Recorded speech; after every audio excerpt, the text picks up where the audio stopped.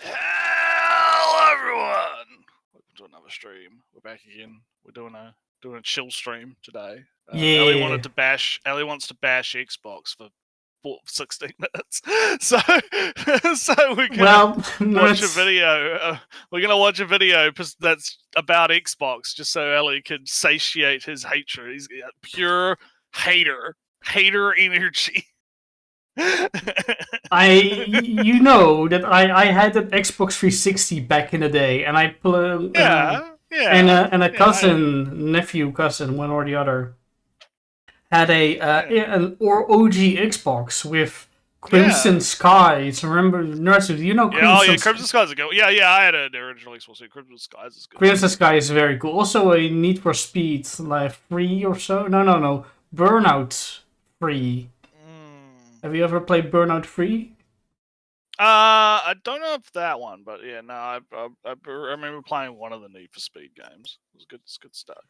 No, not Need for Speed. I misspoke. Burnout.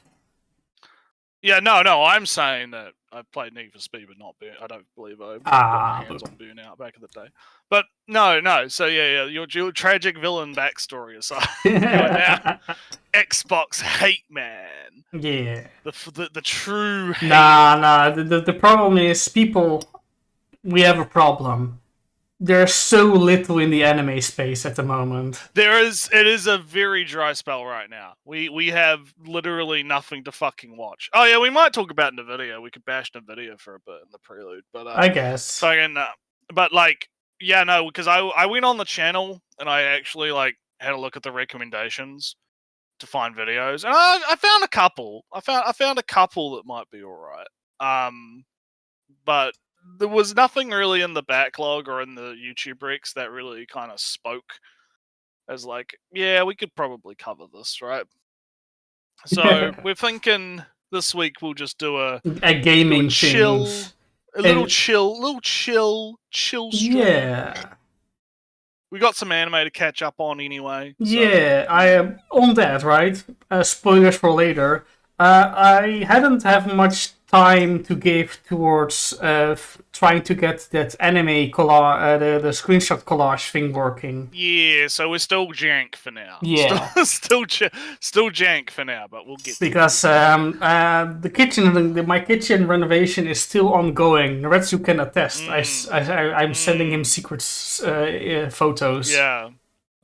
Retsu, does it look nice now? It looks pretty good. It's looking alright. Yeah, but it's not done yet. There still needs to be shelves put on the wall and a new lamp, and the guy will come in like 2 weeks. He'll come back to finish the job. So I'm still de-kitchening my living room and kitchening up my kitchen again. Stuff going on. Besides, work takes time. Yeah, I haven't had a lot going on. I had a bunch of meetings this week for different various IRL thingies that I've been having going on. But other than that, it's been pretty. Yeah, and I guess chill.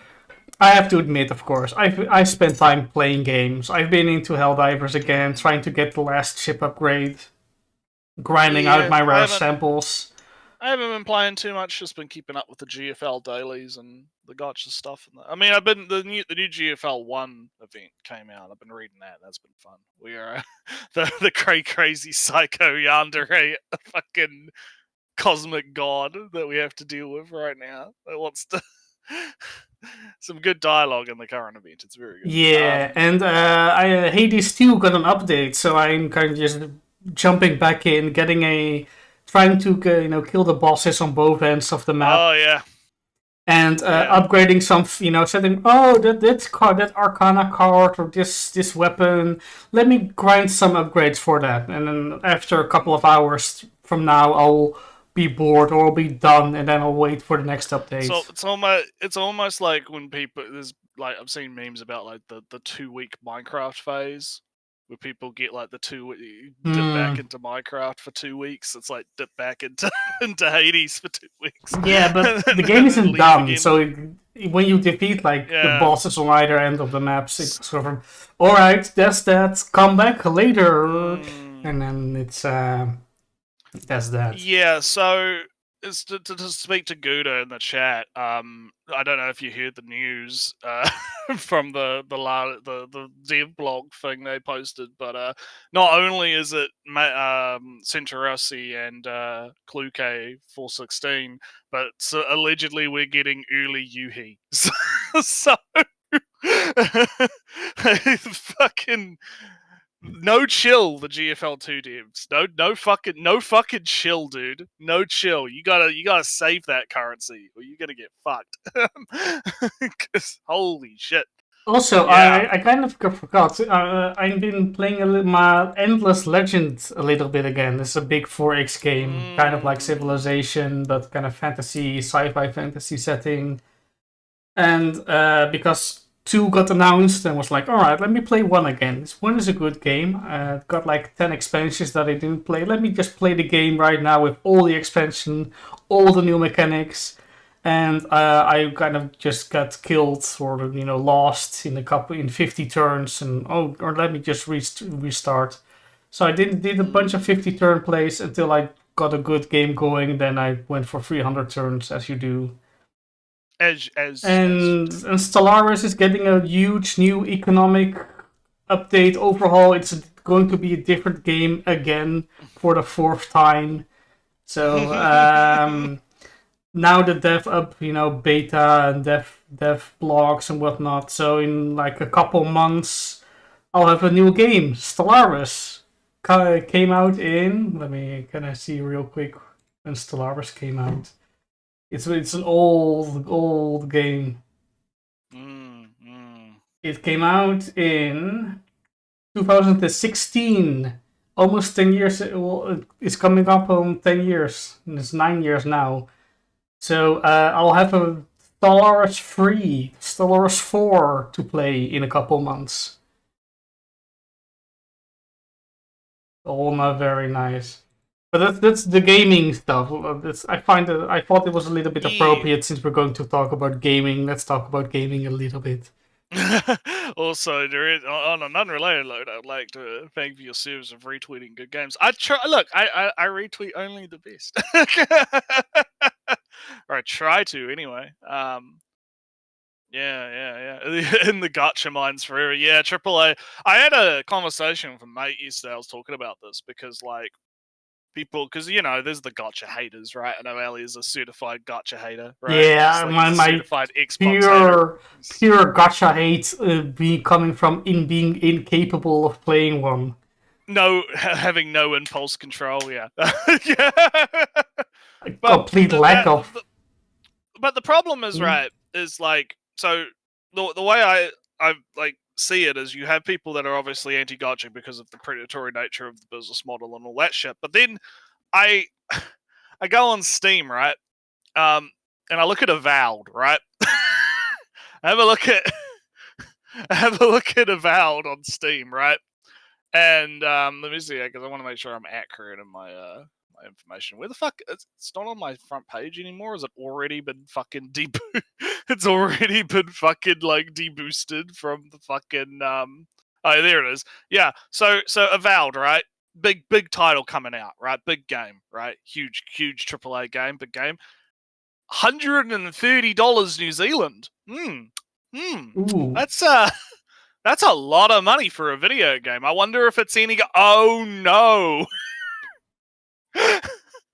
I don't know. You probably haven't been keeping up with the news about it. So, because remember, I mentioned like, I think it was last week when Avowed came up. I was like, I haven't heard anyone talking about it, because I thought it had come out, but it was just early access. Yeah, it was the buy early access. I'm like, why haven't I heard anything about this? Isn't this the Skyrim killer, Ellie? This is Obsidian coming back to kill Bethesda again after New Vegas, right?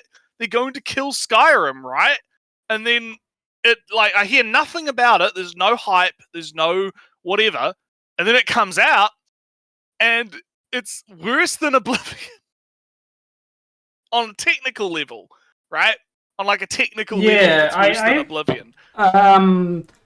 The game, from what I heard, right? I've watched some gaming fellas that I watch and follow. It's kind of odd to say at Yeah. times, but um, some funny people in gaming that I watch did a big stream, like a marathon of the entire game in one stream, kind of deal.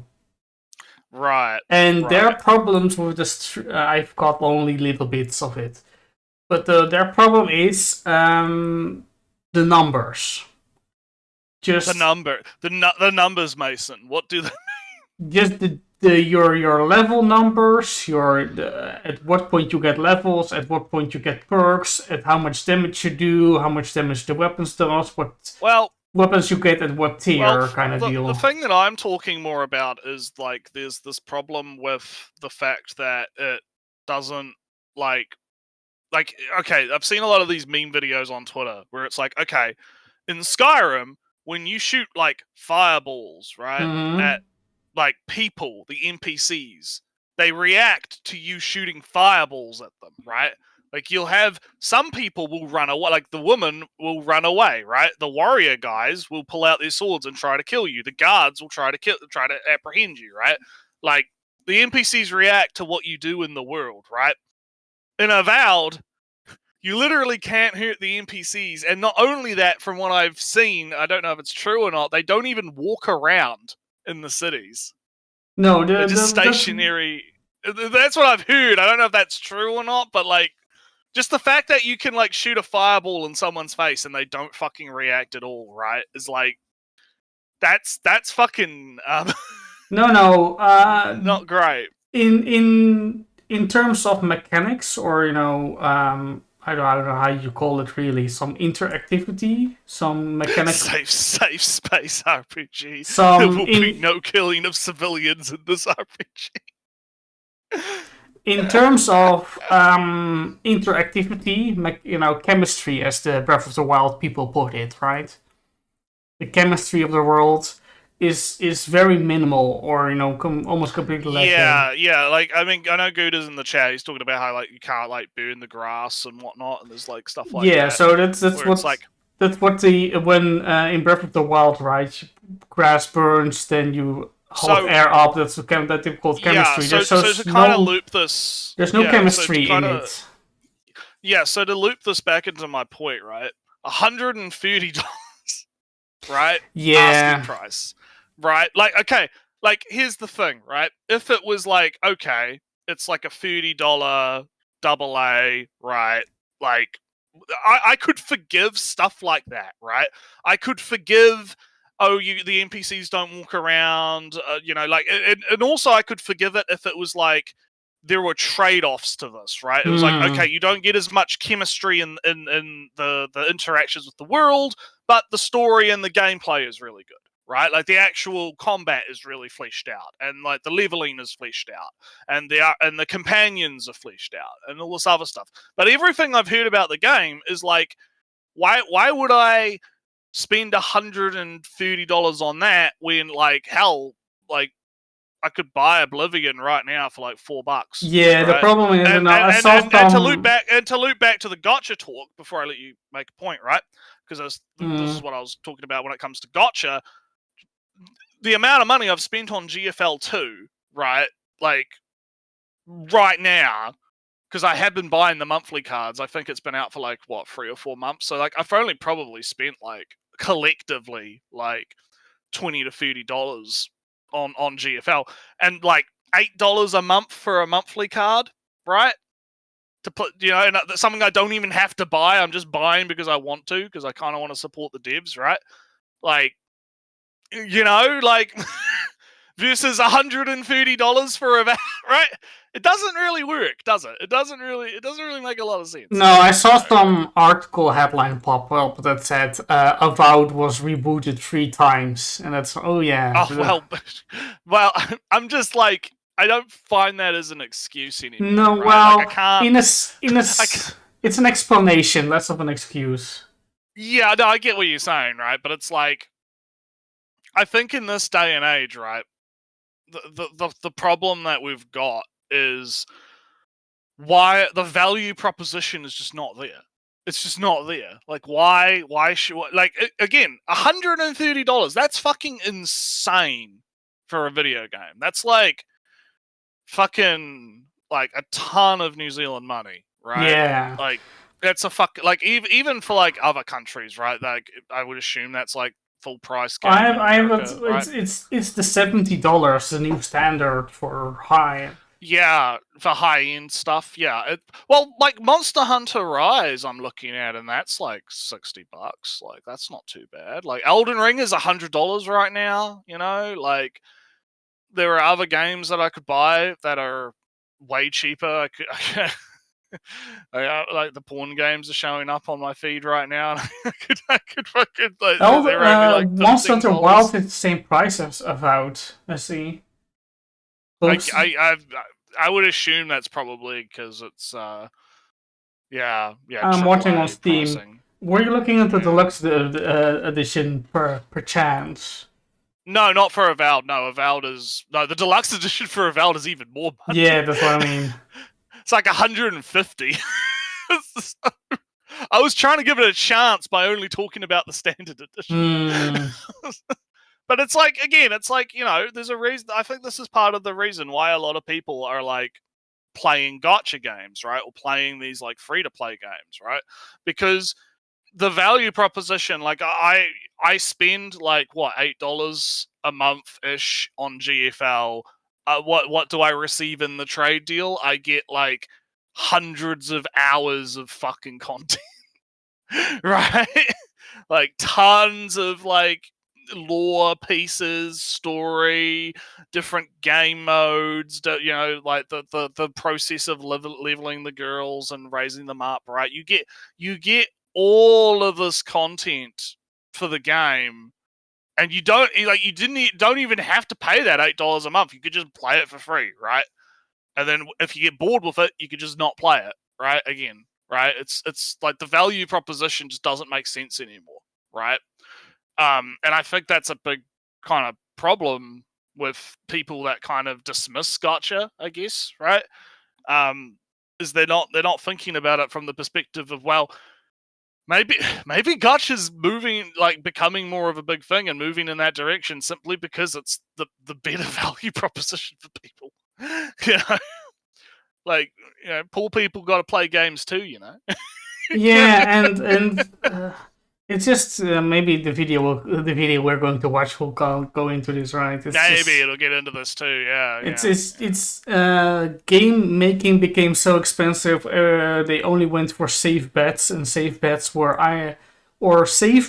extremely risky bets, which were, oh, this game has to appeal to everybody, or this we're going to do the big thing. And if we're not, we can either make billions of dollars, or you all are going to get fired.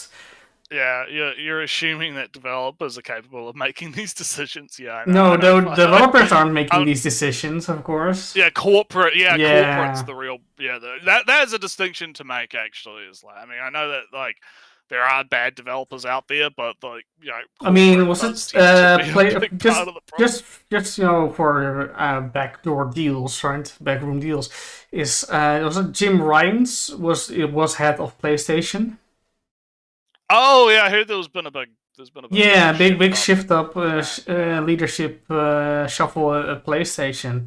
But Jim Ryan, or no, maybe it was, anyway, the previous guy that came was just leader, or you know, that was removed in the last couple of months at most.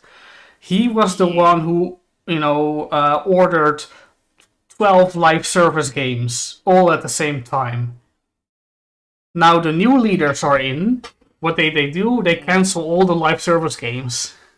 Yeah, because I remember that guy was like, the old guy was a bit of a fuck. Like, cause, and the problem is you have people that are not actual, like, game people. Like, he's not they're not game people. They're business people. They're people that are professional CEOs, right? Like, that is their job. They jump from company to company, right?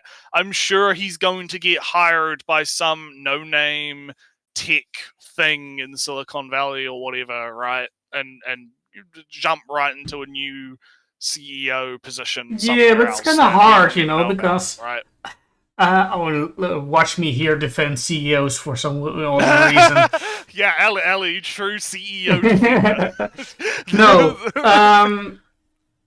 Iwata was there for the Wii U. He was there for the development, approval, production, release, etc. And the Wii U was a disaster. But Iwata was also there for the Switch, the release, and also almost not almost the release of the Switch, but certainly for the development and approval and all that other stuff. And the Switch 2 is probably going to be a success. And now there is not a gamer CEO at Nintendo. By that same token, what was it? Oh yeah, Reggie. Reggie's cool, right? Reggie Fils-Aimé? Yeah. Nintendo of America. Reggie Fils-Aimé said, "No, everybody hates JRPGs. Fuck JRPGs." Yeah, fuck Xenoblade. And suddenly, I guess you got a point. That it's like, it's unfortunately we can't all blame CEOs as a class. Unfortunately, sometimes there are good ones. Sometimes people just be dumb. Yes, and sometimes, and most of the times, I blame incentives. Maximizing profit for shareholders is toxic. It's toxic fucking growth, parasite on company health. But hey, as Gouda points out, if buying isn't owning, then piracy isn't theft. Well, you're pirating a license and blah blah blah, as they would say. No, it's not real, Ellie. It doesn't exist. It's not. It's not anyway, let's stop talking about Nintendo and Sony. Yeah, we got Microsoft. We're gonna bash Microsoft. Yes. Let's go. We're gonna Mike. Look at this guy's thumbnail. He's got the two Xbox. They're not happy. They're not happy. Look at them. Nobody can see the screen. The thumbnail in red soon. Oh no! Well, I can see it. But anyway, this is just some random video from some fucking YouTube channel. I don't. Again, Ali's leading the show here. He wanted to bash Xbox so bad that he No, the reason that's my meme for the cast. Yeah. I'm sorry. I know it's not necessarily true. It's more because we just didn't have anything else. No, and I knew Xbox is in the news right now. People are very anxious about the Xbox, so there's a lot of videos on it. So it's the perfect topic for the moment. All right. So anyway, let me just come over here and wait. There we go. Very nice. So, what the hell is going on with Xbox consoles? Also, because this is a company video, we are covering ourselves. Yes, we have a special little our anti-copyright little fella down there on the bottom. You see him down there near me? Look at him. He's adorable. He's adorable. This makes it. We make this. Yeah, this is fair use now. Yeah, this is fair use now. It is our version of Darkwing Dog's the fair use beer. Yeah, this is the or whatever the preamble of the quick US law that people sometimes put on videos. Yeah. Transformative work, guys. So, at least we talk more than Hassan. So.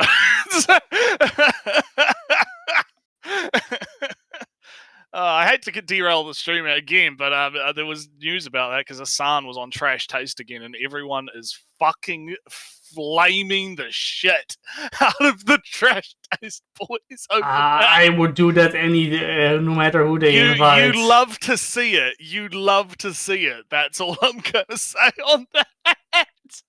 Deserved. You're not going to make me watch Trash Taste. No. But anyway, let's get into it. It's been hard to be an Xbox fan the last couple months. I mean, sure, it's easy to like Xbox games. Black Ops 6 ended up being a fun time. Hey, but Xbox, wait a minute. Call of Duty, is that an Xbox game? It's a good point. Yeah. I think Microsoft owns Activision now. Yeah. This is part of the problem because it's like, I don't really think it's good to be like, hey, Microsoft owns Activision now. That means that Black Ops Call of Duty is a Xbox game. Because Yeah. this is the thing, as the years have gone by, like the lines between things have become increasingly, like the console divides have become very blurred, right? Like exclusivity is really starting to go out. Well, You know, this is kind of just an Xbox problem, and people like to for money for a lot of people. Xbox is their console industry. Xbox is the console industry. If Xbox is doing bad, then the console industry is doing bad. When sometimes it's just Xbox because Nintendo doesn't have a problem with vague exclusivity. no, they don't. No, they don't. Sony, even Sony has fair. Well, Sony's kind of started putting stuff on PC now. Yeah, but I know. I recall seeing a news story where one of the business heads, like I don't know if it was the new CEO or if it was someone else, mentioned something about in like one of the reports that bringing the games to PC has like big growth, big profits from putting the games on PC. Massive, big profits. Naretsu, here's a kind of a problem with that statement. If you first have no games on PC and then you put games on PC, how much growth do you have? You have zero, and then went from zero growth to 1 growth. Massive growth. Yes. But I mean, to be fair though, I would not be surprised if it did bring them in quite a bit of revenue, right? I would not be surprised. Yeah, but I'm just like bringing those games to PC was pretty profitable for them. Yeah, but this kind of a side track, of course. Sony makes big games that are way too that take too long to make, that take too much money to make. And they make the same game over and over and from scratch, apparently, without reusing assets or anything. Which is, it's not, So they're massively expensive. They take way too long, and then all right, we need to make this money back somehow. So when your $300 million game can't get their money back just by consoles, then you have to put it on PC. And sorry to compare to Nintendo, but when Nintendo makes a Kirby game for $3 million and the Kirby series sells 5 million or whatever million copies of Kirby, million times 60 million profits. Hey. That's how it goes. So Sony needs to learn how to not make games that cost $1 billion each, and then they can have their exclusives very easily. Yeah. So the problem isn't really my diagnosis, then, of course, of oh no, exclusivity is going away. Just make cheaper games. Yeah, I mean that's what I've been saying for ages. I mean, again, look at like. I was on Steam before. I go onto Steam now. I go to store, right? Let's have a look. Top sellers, right? Let's have see what the top sellers, right? You got Monster Hunter, right? Okay, all right, yeah. You've got Kingdom Come, yeah. So those are two pretty big games. Yeah, they're both over $100 each, New Zealand, right? Right. Marvel Rivals, free to play game. Civilization, another paid one. Okay. Warframe, a free to play game. Avowed, Rainbow Six Siege, Warhammer 3, which is on sale, which makes sense why it's. You have a different list, maybe because.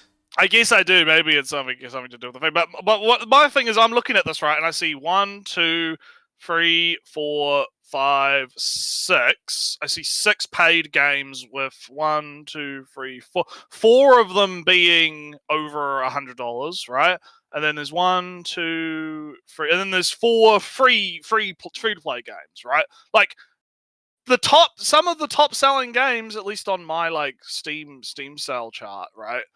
At least it's free games, or at least free to play games, right? Or games that you can play for free, right? So So I feel that kind of says something, right? It also says something that games like Baltro, or I can't even fucking pronounce it properly. Balatro, yes. Balatro, Blitru. That's like it's on sale right now for like $18, and that's like the biggest fucking game to come out recently. Like everyone's fucking talking about it and playing it and doing things, right? So. I've been saying for ages that like the age of the AAA, not the AAA, the AA, right, needs to come in, right? The age of smaller titles, more less big budgets, but more like actual good experiences, right? Dial down the crazy bullshit. And don't reuse the assets. I mean, reuse the assets. Yeah. Echoes of Wisdom, the new Zelda game. You bet that half of the assets at least just came from the Legend of Zelda Link's Awakening Yakuza remake. Game. Yeah, there's that new Yakuza game. Oh, that's totally the same assets. They go back to Hawaii. The pirate. What's his name? They built Hawaii and made the game in it, and they're just go, all right, we have the islands, let's make another game in Hawaii. We don't have to make the whole map again. Easy money. Exactly. It's Majima. That's his name. Yeah, Majima in fucking Hawaii was a pirate. Yeah, hell yeah. But that's what I mean, right? All right, to circle back, right? If you can just withstand the urge to spend more money, because if you spend more money on game, you get more money back. What if you spend less money on the game and you have more money back? Yeah, exactly. And again, like the gacha games are right there, right? They're making shitloads of money. I mean, hell, that Love and Deep Space game that everyone's talking about, the one for chicks, that thing fucking, the profits on that are fucking crazy, dude. Holy shit. Or even, just make a metaphor, Fantasio. Naritsu, small secret, the textures look terrible. Look kind of bad, actually. Yeah. The textures on the ground, on the walls and whatnot, don't look very nice. Naritsu, it's a very good game, and it sold a lot of copies, made probably a big profit without being, ray traced and global. I guess neural. I know whatever. we're only 12 seconds into the video, but this is going to be more of a discussion chat anyway, a video chat. I made a tweet that did kind of well, where it was about Avowed, because fucking PC Gamer put out an article that was something along the lines of, maybe gamers should care less about 60 frames per second, right? Maybe we shouldn't care. Like, Avowed only runs at 30, and you can't get it to run anymore because it's of the high intensity ray tracing graphic fucking DLSS whatever, right? And I'm sitting here like, listen, I shouldn't have to spend thousands of dollars on a fucking GPU that has a non-0% chance of burning my fucking house down, right? Just to get 60 FPS in a fucking video game in 2025, right? Like, we have had the technology to be able to play games at way higher than 60 frames per second. So I play a lot of War Thunder, right? So this might not be a great example, but I actually have to limit the frame rate in War Thunder, because I can play War Thunder at fucking 350 frames per second at 1440p, no fucking problem, right? And the reason I have to limit it is because if I play it at like 300 FPS, it starts actually heating up the graphics. Yeah, because I can go higher. Let's go higher. Yeah, it starts heating up a bit. So I'm like, okay, I gotta kind of dial that down a little bit, right? But like, this is what I mean, right? We have had the technology to be able to like have games. Like the problem isn't the technology, right? The problem, like the actual physical hardware. The problem is the software, right? And so when you have these like PC Gamer and whatnot coming out and going, oh no, guys, you don't have to care. Look, it's fine if it's a cinematic 30 FPS. It's like, no, fuck you. It should be. It doesn't have to be this way, right? Just tone down the graphics. You don't need to have everything running on fucking max, and you don't have to fucking like. The game should be optimized so that it can run on lower end hardware, right? It should like if you want to buy like a fucking GTX 5090, fucking burn your house down, 12-volt power cable, fuckery bullshit, right? And play your games at like 8K resolution with DLSS fake AI generated frame nonsense, right? That's on you. But I think for normal people that have normal jobs and normal amounts of income, I should be able to fucking play my games on like, I don't know, a fucking 50, 70, whatever, right? But even those are not good value proposition these days because, like, compared to last gen, they're not actually that fucking great of an upgrade, right? No, and also just games look nice. They have been looking nice. Nintendo made this Wii U look nice. I mean, yeah. Nintendo is on like the most like underpowered fucking hardware imaginable for the generation, right? And yet Breath of the Wild still looks good. I mean, it might not run 100% good, but it looks good. Right? The Xenoblade series is a series of miracles. In performance-wise. Exactly. They had, Xenoblade Chronicles X, the definitive edition will come out next month. I'll definitely get it. I've heard about that coming out, yeah. And that game was on Wii U, and it was like the best looking Wii U game out there, looking better at times. It's got like a massive world with like no load times. No loading times.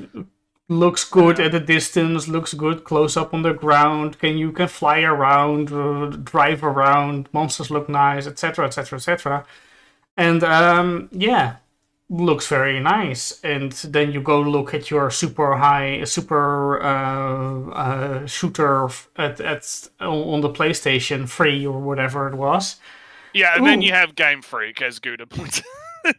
Yeah, but the problem is... But again, that just proves that it's not like a hardware problem. No. It's a software problem and it's a company problem, right? It is, the devs of Xenoblade are perfectly capable of creating games that run pretty good and look pretty good, right? Even like back in the day with like, the original Xenoblade, right? Mm-hmm. Like that looked really good on the Wii. Oh, it looks very nice on the Wii. And like, the Wii, it looks fucking great. Yeah. The Wii can't run anything. How can the Wii run anything? Oh, damn, Xenoblade Chronicles, it looks nice and it's huge, bigger than any other game. How can this be? Well, call in Monolith Software and they'll do it for you. Yeah. That's what they did with every Zelda game. You can get away with like the muddy, like as you were mentioning with Fantasio, right? You can get away with like muddy looking textures here and there, and some you can get away with that if you have a good art style that like plays into it, and I think that's part of the charm of like the original Xenoblade, right? Because I've seen some of like, because there've been a few like re-releases of it. Yeah, the definitive edition is also out on Switch. Yeah, where it's like I don't know, I kind of like the older look more. I kind of like it when it looked a little bit smudgy, right? It looked a little bit, I think that it hasn't aged as well, and the styles are a little bit more consistent across the game. It's a whole package at this point, so they all look kind of the same. So it's all nice and tidy in the same package. So yeah, it's a different charm. Admittedly, it's a different charm. It's like I said, it's one of those things where the industry is like fucked on multiple angles because you've got the hardware manufacturers like Nvidia just being retarded, and then you've got the software people like the game developers enabling the retardation, I guess, in a sense, with all this like adoption of DLSS and also from what I know, or at least I'm told, I believe, the engines, right? Yeah, Unreal will just invent new features that make games run worse for improvements in visual quality that you don't notice. Yeah, I have to be able to look at every single pube here on the horse's ball sack. Yeah, and and that will make the game run 20 FPS slower. But look how detailed it is. Nobody cares. Yeah, exactly. God, I kind of want to rant about the fucking 12-volt high power thing now. Nah, we 'Cause know, we all know. Have you heard about it? Because it's something, fucking great. something. You got Dude, all these pins, but I all the watched, voltage will go what through the was single. yeah, because I watched I can't remember his name, but there's a guy that's got a really, really good video where he looks at like the diagrams, right? And he shows like back in like the 20 series, right? You had like shunt resistors and you had double layered cables and you had like power regulation on the board, right? And then I'm guessing to try and cut costs, the video was like, yeah, let's just remove all of the safety features and increase the amount of power going to the card. Let's just do that. Why not? Great idea, right? And now you have all these reports of people's fucking like cards burning up. I saw another one on Reddit the other day where like the guy shows like his fucking like Astral, which is like one of the most expensive ones you can buy right now, like caught fucking fire, not on the power cable, on the board itself. Something caught fire on the board and it like singed his motherboard. Over there. Shit. Yeah, it was like on the PCIe, something on the PCIe connector. So it's like what the fuck is going? Like, I wanted to upgrade my GPU this year, Ellie. I wanted to buy I was gonna buy a fucking 5080. I was gonna, my 1080 Ti. It's working, it's doing its job. But I want to get on the new stuff, right? I want to future proof, right? Oh yeah, I mean, I said the same thing, right? I'm now running a 3090, 80, something like that. Yeah. And I thought, all right, I'm going to jump 2 generations and pass this card off to my little brother who also wants to, have a fancy PC. And then the 50 series come out, and not only do they not fucking exist, right? They are fiction. They are not real. You cannot buy them. And if you get the non-existent cards, they don't work. They are not even better. No, they burn your house down, right? The 12-volt high power burns your house down, or you have driver problems that brick the card, or you have like there was the new thing where like they're missing fucking like components on them because allegedly, like because. In China, right? They have to sell a different version of the card in China to like the AI whatever. Yeah, they don't want to give the cards to China. So there's like it's like a stripped down version of the card that's like slightly worse because it's missing certain components, right? But allegedly what's happened is like 0.5% of this, like, I don't know, 20 cards that exist in the world, right?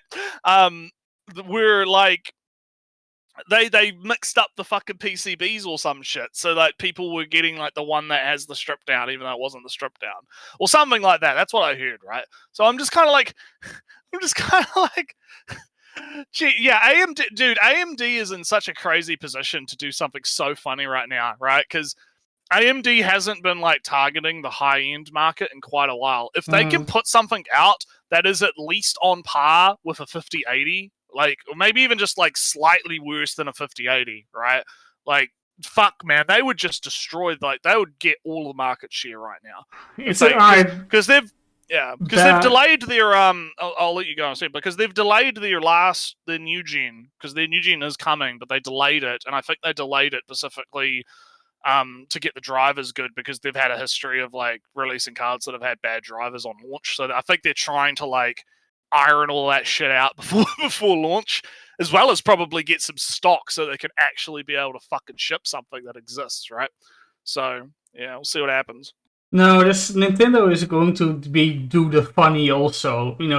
Release a console that is a little bit cheaper than the rest. Everybody's going to buy the cheaper console because it has games that you can't get elsewhere. Also, it's a console that has less, raw power, so developers can make games cheaper. Yeah. Suddenly, it's more profitable to develop on a console that has more people have than an Xbox, which you don't have to. Oh yeah, the Steam Deck is another thing to consider too. Like, you could buy a Steam Deck for like cheaper than buying a fucking 5090, and then you could have a whole computer. Like, God, man. Yeah, what's the Steam Deck worth? 400 in here over here. It's like I think they're like 1,200 down here. It's like it's not bad. It's actually not a bad value proposition.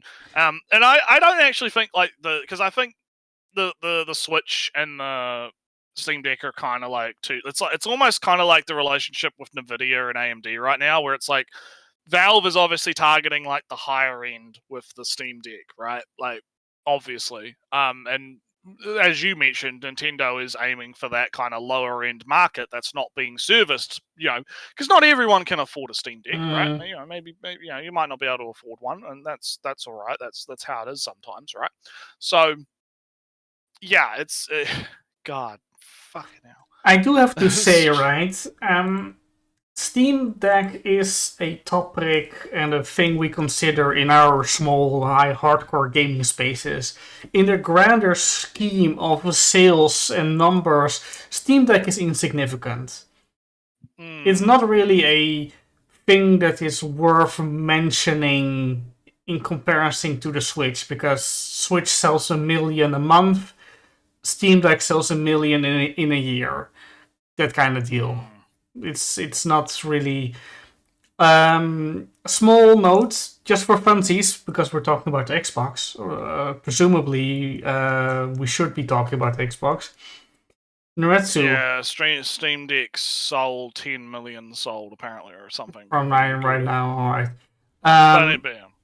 But Switches sell 10 million every. Yes, every we know, Ellie. You love Nintendo. Blah blah blah blah. Xbox hater. Let me give you a new Xbox hater angle.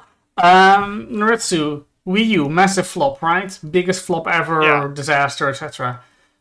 Which is funny because I actually really love the Wii U. It's a fun console. It has good games on there. It's actually pretty good. Yeah. I bought the one, for myself. It was for kind of the retro gaming. It was an interesting idea, actually. Like, it was actually an interesting idea, and I feel like if it was utilized a bit better, it probably would have done better. Because it's, I actually really liked the fact that you could like play games on just the controller, like the screen controller, and so you could like. I actually like took that thing up into my room once when I was living somewhere else. I was like upstairs, a different part of the house, right?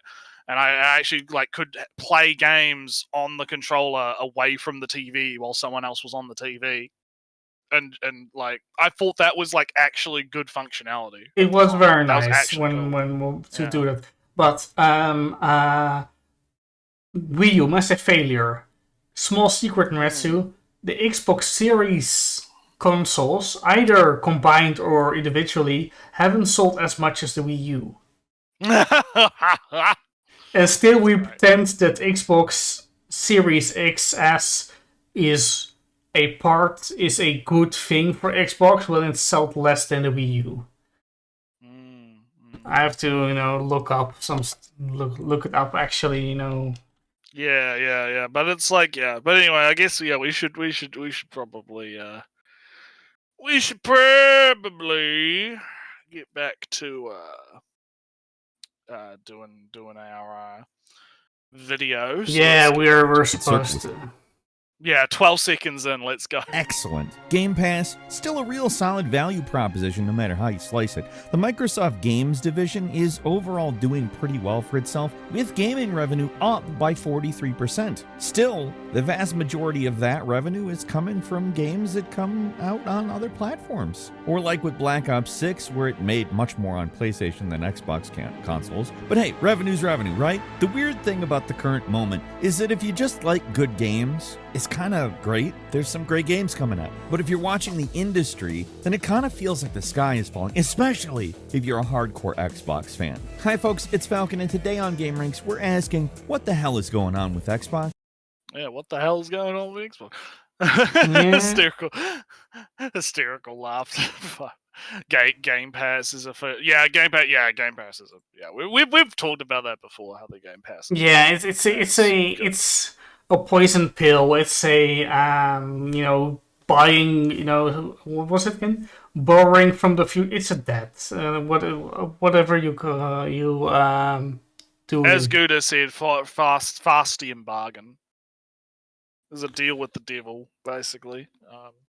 Also, I've checked it right. So Wikipedia says that the Wii U sold like 13.5 million units.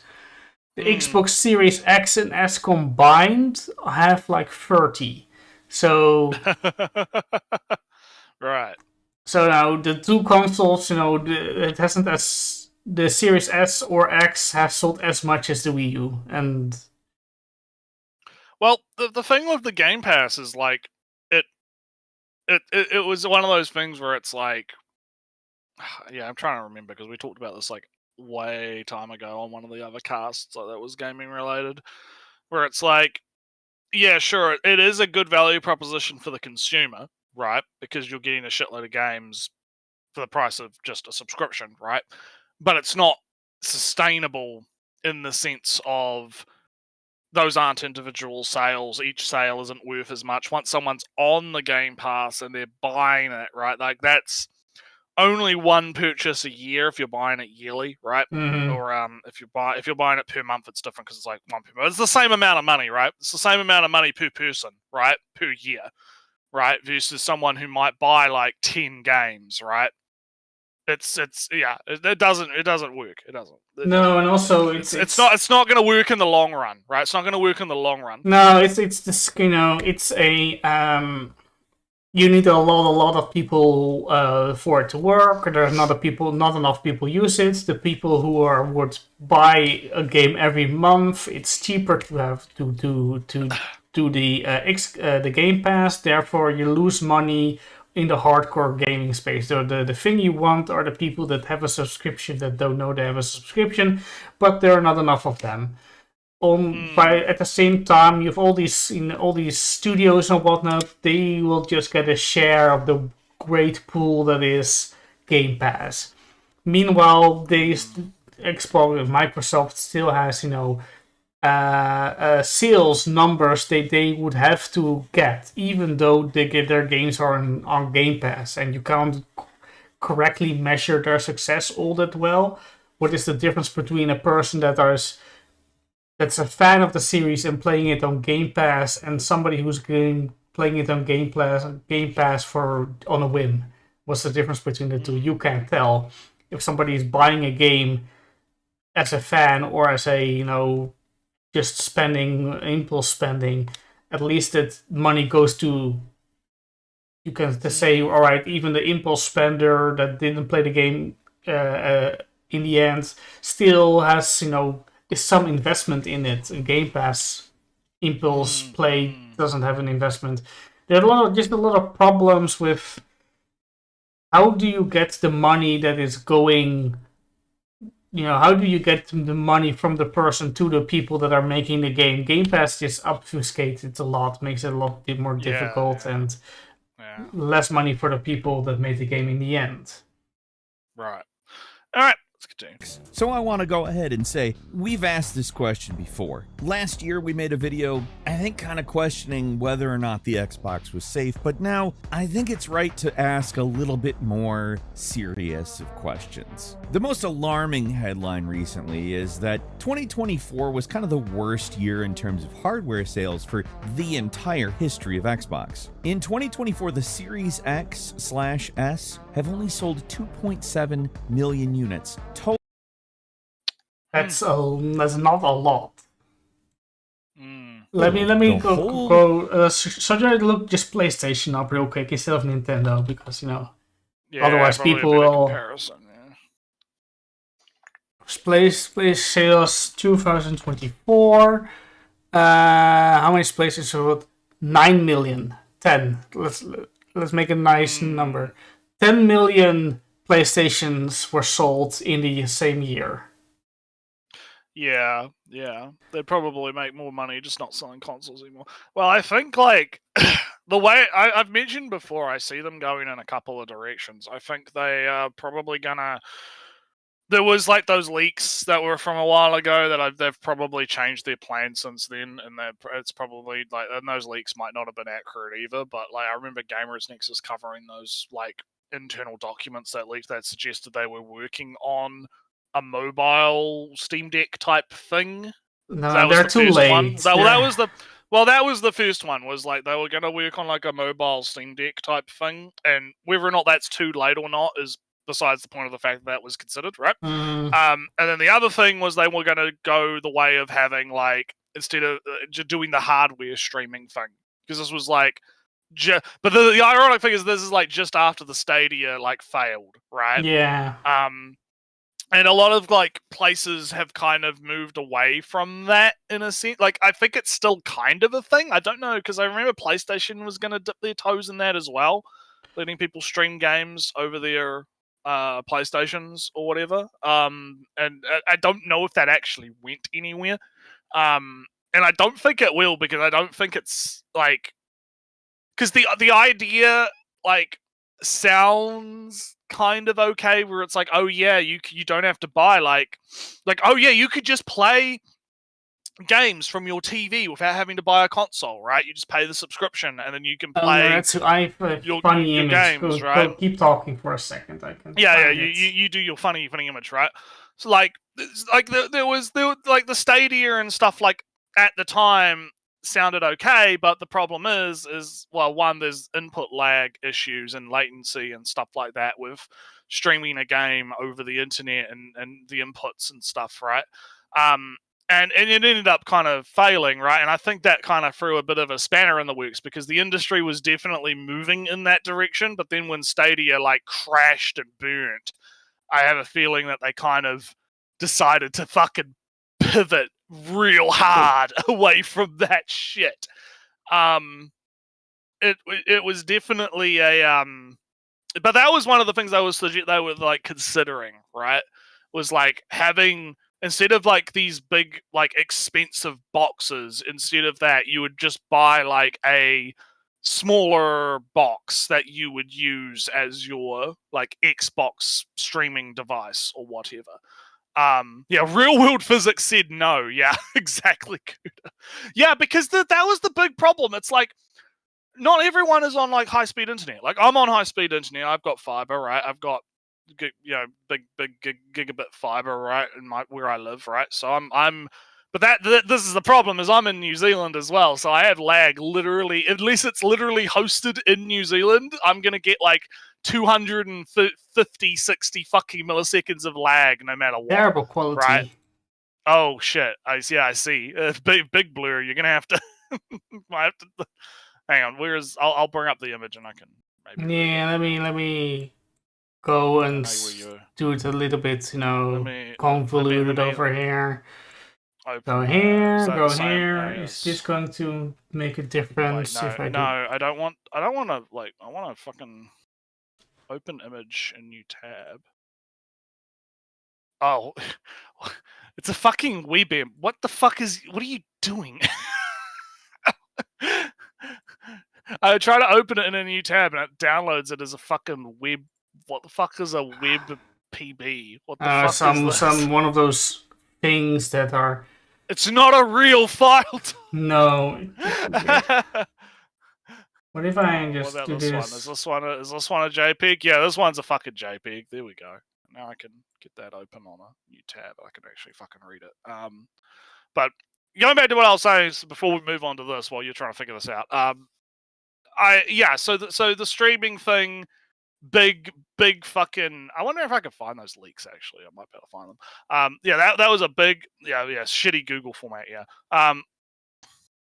The streaming thing is kind of crashed and burned because I remember there used to be like the Nvidia Shield, right?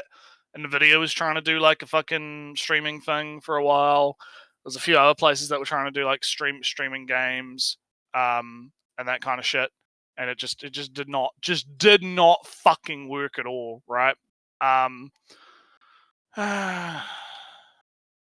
Messing everything up to get this thing. It's so bad. Oh no. All right. I'm seeing if I can. Oh yeah, here we go. I think I found some of the images for the Xbox. I got it better. This is a funny. Not okay. It has a little bit. It's just barely related to Xbox. It's more gaming industry. Oh, it's been deleted by the user. Oh no, I can't. I was going to try and get these images, but I'll have a look in a second. But let me give this a read. So so this is from Ethan, whatever the fuck his name is, Ethan Evis. Retired Amazon VP, LinkedIn top voice, now teaching leaders to become true executives. As VP of Prime Gaming at Amazon. Oh, yes, I think I have heard about this. Yeah, the Amazon Gaming failing to crack into Steam. Yeah, and he's bitching about it. All right, let me read it for people that might be listening and can't read the blurry as fuck image. I fixed it a bit, As though. I gotta put my my CEO voice on. Yes, yes, try. you do. As VP of Prime Gaming at Amazon, we failed multiple times to disrupt the game platform Steam. We were at least 250x bigger. We tried everything, but ultimately, Goliath lost. Here's why. The 15 plus year long attempt to challenge Steam started before I was VP at Prime Gaming, but we never cracked the code, not under my leadership or anyone else's. The first way we tried to enter the online gaming market was through acquisition. We acquired Reflexive Entertainment, a small PC game store, and tried to scale it. It went nowhere. Then, after buying Twitch, we created our own PC game store. Our assumption was that gamers would naturally buy from us because they were already using Twitch. Wrong. Finally, we built Luna, and I actually remember some of this stuff, the Luna stuff. A game streaming service that let people play without the need of a high-end PC around the same time. I'm sorry. Full stop. Around the same time, Google tried the same thing with Stadia. Neither gained success. Go away, fucking Gemini, fucking Google. Wait, did you activate Google Voice or something? And, as a result, there are no games currently available on the platform. but why do you have Google activated? I don't know. It just decided to do it because I see Google or whatever. It normally doesn't. I just stuck through. Gemini is trying to escape my phone and join the stream. I'm surprised you haven't deinstalled it or something or got rid of it. I mean, I'm lazy, and I don't really care. I used to use the voice assistant to do timers, but now that I got my fancy watch, I don't have to do that anymore. So. Compromised. Hey, you don't know. Hey, look. The convenience of being able to be in the kitchen while I'm cooking and just scream at my phone to start a timer was actually pretty useful back in the day. But anyway, back to talking about Stadia. Neither gained significant traction the whole time. Steam dominated despite being a relatively small company compared to Amazon and Google. This mistake was that we underestimated what made consumers use Steam. It was a store, a social network, a library, and a trophy case all in one, and it worked well. At Amazon, we assumed that size and visibility would be enough to attract customers, but we underestimated the power of existing user habits. We never validated our core assumptions before investing heavily in solutions. The truth is that gamers already had the solution to their problems, and they weren't going to switch platforms just because the new one was available. We needed to build something dramatically better, but we failed to do so. And we need to validate our assumptions about our customers before starting to build, but we never really did that either. Just because you are big enough to build something doesn't mean that people will use it. Reflecting on these mistakes, I realize how critical it is to deeply understand customers before making big moves. That is why James, whatever his name is, this is blah blah blah newsletter, products and whatever. So that's basically what I was saying about, like, talking about the fucking whatever stuff, right? It's yeah. I'm getting these leaks. I'm getting these leaks from a couple of years ago ready for you, by the way. Just gotta give me a second. Oh no. Oh yeah, I remember what this was. This was like it was in 2024, I think, and it was like the FTC leaks because the FTC was like investigating.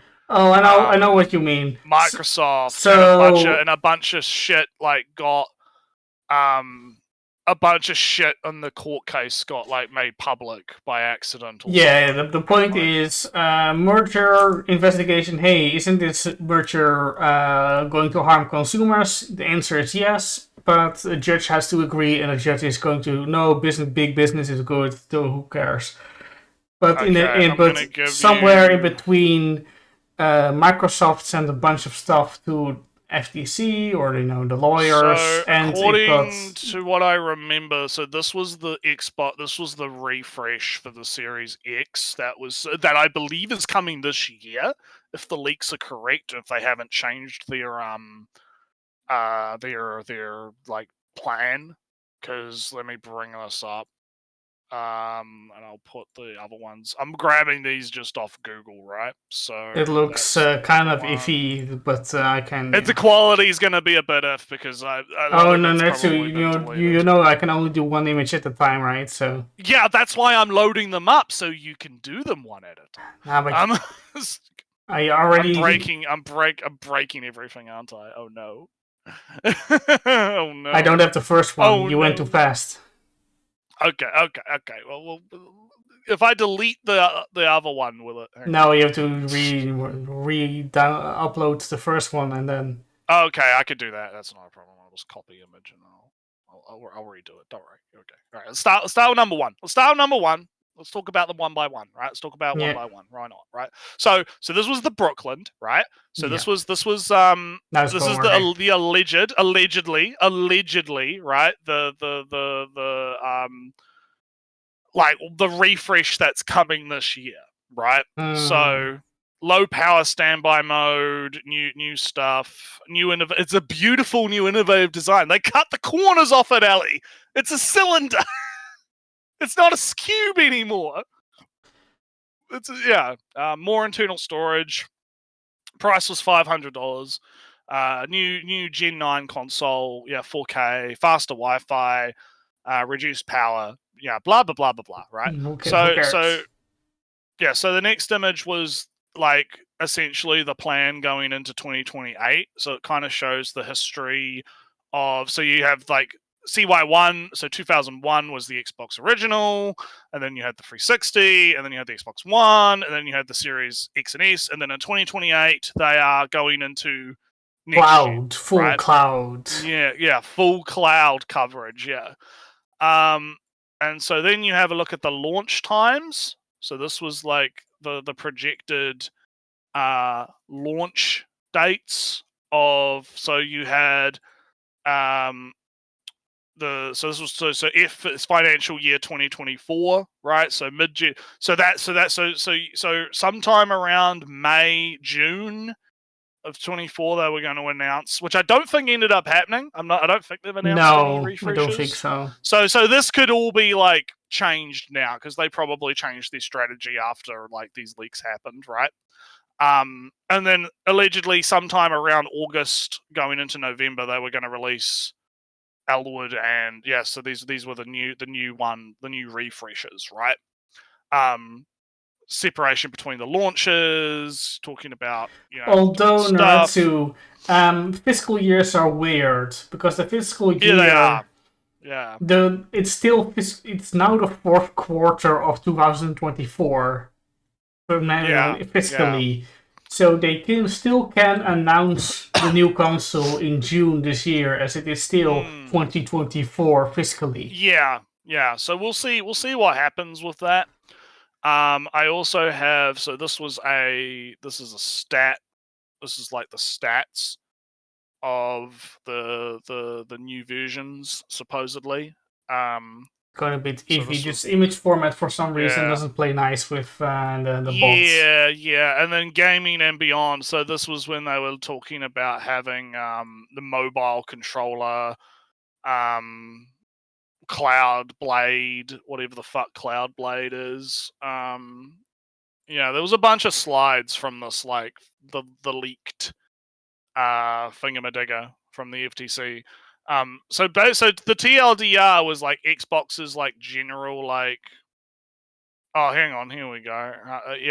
Yeah, the general plan was to bring out like a bunch of shit that would allow people to play Xbox on like their TV and handheld and cloud devices and streaming sticks and that kind of stuff. And so there's going to be allegedly a refresh of the current gen, and then they're going to get into next gen in 2028 supposedly, which I think is too late. I feel like they should probably.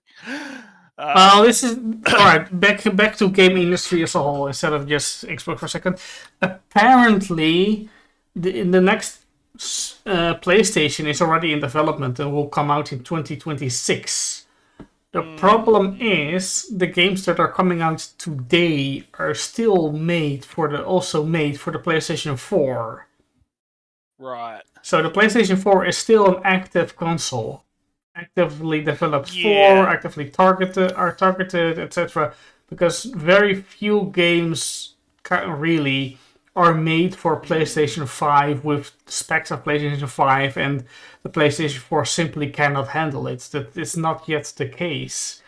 So, if every game still works on the PlayStation 4, why would you buy a PlayStation 6?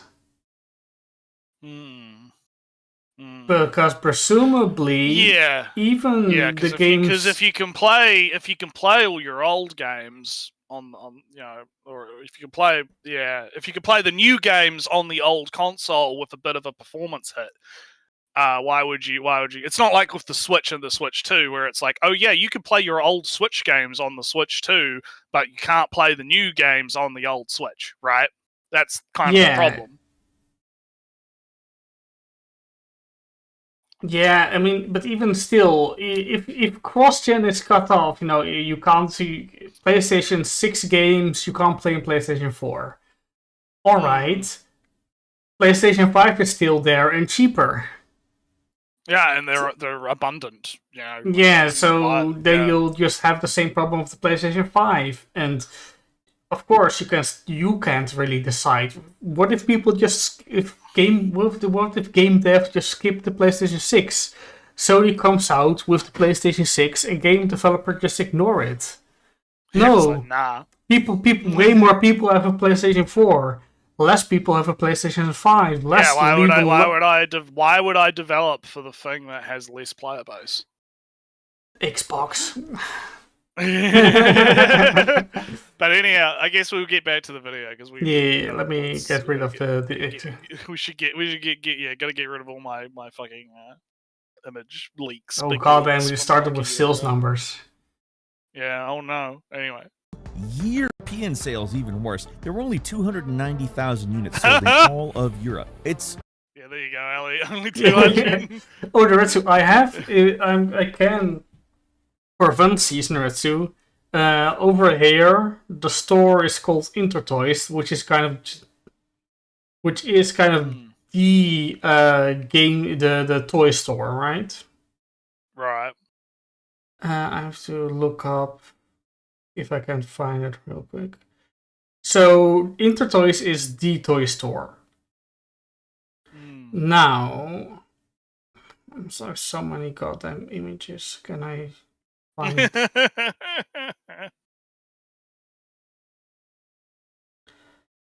going to have to filter out. Anyway, Naretsu. Intertoys is again, blah blah blah, because I'm distracted, don't worry about it. Intertoys is the toy store. The Intertoys has a gaming section. Naretsu, would you imagine how many meters? Because you have meters in the store, the shelf size. How much meters do you think Nintendo has? Quite a bit. Maybe a couple of meters. Yeah, just a couple. A couple of decent meters. Yeah. All right. How much would you think compared to PlayStation? I would have a clue. This is a hard question, admittedly. Yeah. Actually, I stalled enough. I can show the answer. This is my local Intertoys. It has on top. It says nice. It says games. Now it's kind of hard to tell. Maybe the bot is not as working as well, so I wanted to. But anyway, Nerd, so you can see the PlayStation's on top, well, right? I can see the full image, so it's fine. Yeah. I can see the whole thing. Look, you gotta look at that fucking Funko Pop meterage right there. What the fuck? There's a meter. Yeah, fucking. At the left, right? Starting at the left, you got a meter of Funko Pops. Terrible, and also some Switch controllers. Absolutely fucking disgusting. Yeah. All right. Next to that, you have a Ring Fit Adventure box on top, and that whole meter is all Nintendo. I see Pokemon, Legend of Zelda, all the Legend of Zeldas. Yeah.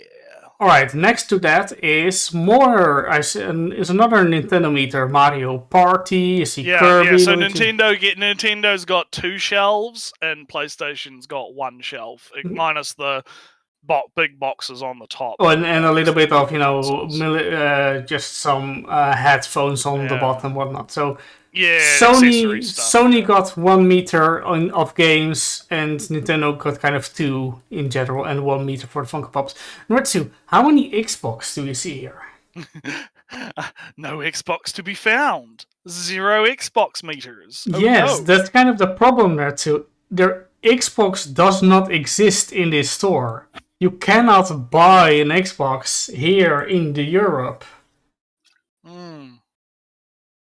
Right. So anyway, back to the video. So if you're worried, so if you're wondering, hey, why are the Xbox numbers so low? Because it's not getting sold. Yeah, Infinite Growth Man's here to save the day, though. Look at him. Yeah. Anyway. To simply say yikes. I didn't hear that. In November, PS5s outsold the Xbox Series consoles 5-1. It's even worse if you restrict it to either S or X. But these are just numbers. They don't fully illustrate what's going on. So what is going on? Well, alright, I know this is a cliche, but it's complicated, alright? Right now, the Microsoft gaming division, along with the entire gaming landscape, honestly, is in a period of major transition. There is a whole lot of uncertainty. I watched, what's his name? Never Knows Best, I think his name is. He had like a 1-hour-long video about like the state of the games industry. And the TLDR of that video is because he actually like looked into it. It's like basically what's happening is you had massive growth when mobile gaming happened around like 2011, 2012, right? Massive growth. And now there's nowhere else to go. There's no other massive, there's not going to be another massive growth because there's not going to be another like untapped market, basically, right? He had like a thing that he showed, and I might actually go see if I could just get a screenshot of it because he had like a thing that kind of illustrated it. So I can tell, but this kind of feels like a little bit like AI, right? Because yeah. So like, people are saying AI is going to be like the next big thing. Actually, so just because we can, because this would save me having to get you a screenshot. We're at like 2:05 in the video. Yes. I could just load up the guy's video. I could just. What a mess it is. Yeah, go ahead. Why not? So I just want to find like. We're not going to watch the whole video, but it's more so I can bring up the graph. So let me just jump around a little bit and see if I can find it, because it's like... Now you know where it is. Well, I kind of... Oh, there it is, actually. That's the one I was looking for. Yeah, brilliant. Look at that. So 50 years of video game revenue, right? So you see, like, 1971 is, like, the start of gaming, right? And then around the 80s, you see the arcade boom, right? So that's, like, arcade, big arcade. Yeah, big arcade. Right? And then starts to go down, right? And then around, 98, we start to see handhelds show up, right? We start to see, a little bit, consoles are starting to come in around 2003 is when Steam shows up. So you start to see the increase on PC, right? But then around like 2007-ish, mobile just fucking whoosh, Yeah. just fucking whoosh, massive growth, big growth, and then VR and AR is like on the top of the peak more recently, Yeah, like I 2016, right? personally I would put it on under PC, but that's my preference. Well, it's about like different platforms. Yeah, right? yeah. It's when it appears, it is put on top. That's So- the thing. So the problem is, right, you have exponential massive growth, lots of investment going into the industry because all the big investor people, right, and also the source for this is up at the top of the. Oh, actually, is it? No, there's something. Oh, yeah, he has sources in the description of his video that he like Good. brings up like different things, and it's also on the bottom of the screen too for like venture because it's from Visual Capitalist or whatever. But it kind of talks about how there's massive growth happens, but now there's no new platform, right? Because VR, as you can see, VR and AR, right, that's not really doing a whole lot. And then AI is like newly a thing, but it's like Meta and like Web3 and that kind of stuff is like very immature right now, and it doesn't really look like it's going to go anywhere. Not really.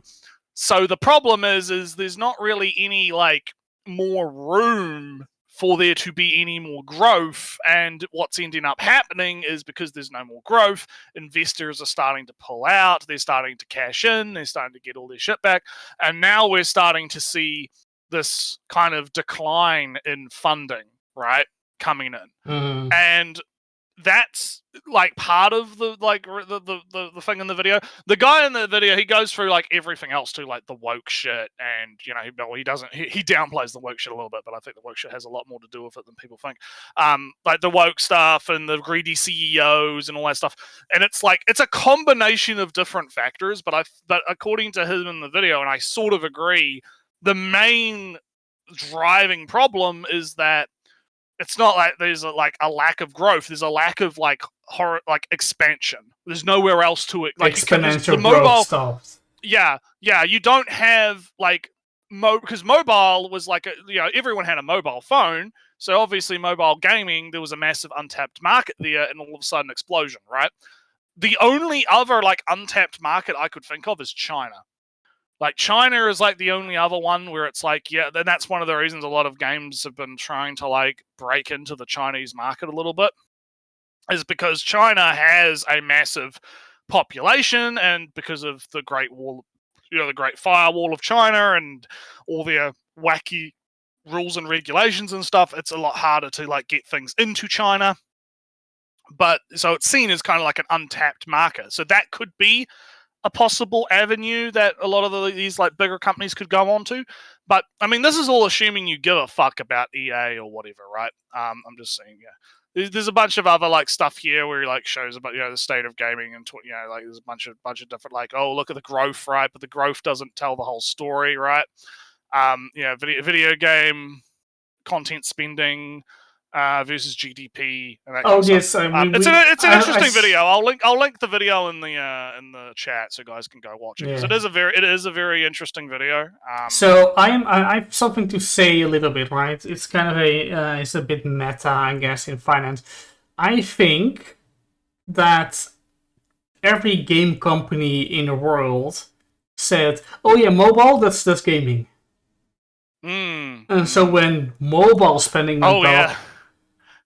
Oh yeah, this one's a good one. The fucking the layoffs, the fucking the layoff statistics. Oh yeah, no, it's not looking good. It's not looking good. Hang on, let me just kind of we'll play this a little bit, because this part where he talks about the layoffs is pretty fucking pretty crazy. And the boom turned to bust. Record hiring was replaced with something else. The gaming industry is no stranger to layoffs, but in 2022, it would hit a new all-time record of 7,949 job cuts for the year. This doesn't include unannounced layoffs, or layoffs but don't disclose actual numbers, which were around 1/3 of all announcements, so the real number is likely much higher. Anyway, this all-time record didn't last long, because it was beaten in 2023 with 8,706 confirmed job losses, before being beaten again in 2024 with 16,766. With Microsoft being the biggest one. Unity also Yeah. next. Yeah. Big. Yeah. So, and I mean, we've had a little debate about that a little bit, where it's like, I feel like part of that had to do with the COVID, hiring a shitload of people during COVID, and then like, at some point you do have to, like, I feel for people that lose their jobs, obviously, but at some point you do have to trim the fat, right? And you gotta, But right, as a company, blame the companies, not the I was going to say something in that I feel that the game companies just went to the investors, or just kind of the funds, the hedge funds, the management money people funds that just manage a bunch of money in a pool, and and they just hand over a piece of paper that said 50% growth or something, right? And that's because they don't tell you with it, and this company made PC games. They made Stellaris games. This is Sega that made the Total War series. And I said, no, gaming has massive growth. Just look at this number, 50%. What, mobile? No, that's gaming. Yeah. So, I'm just gonna leave it on the Ubisoft thing. Yeah, it's fine. Because we're gonna go back to the other video in a sec, but it's like I just wanted to bring this up because this video has a lot of really good stats in it, and it goes through like, okay, this is what the stats kind of mean, right?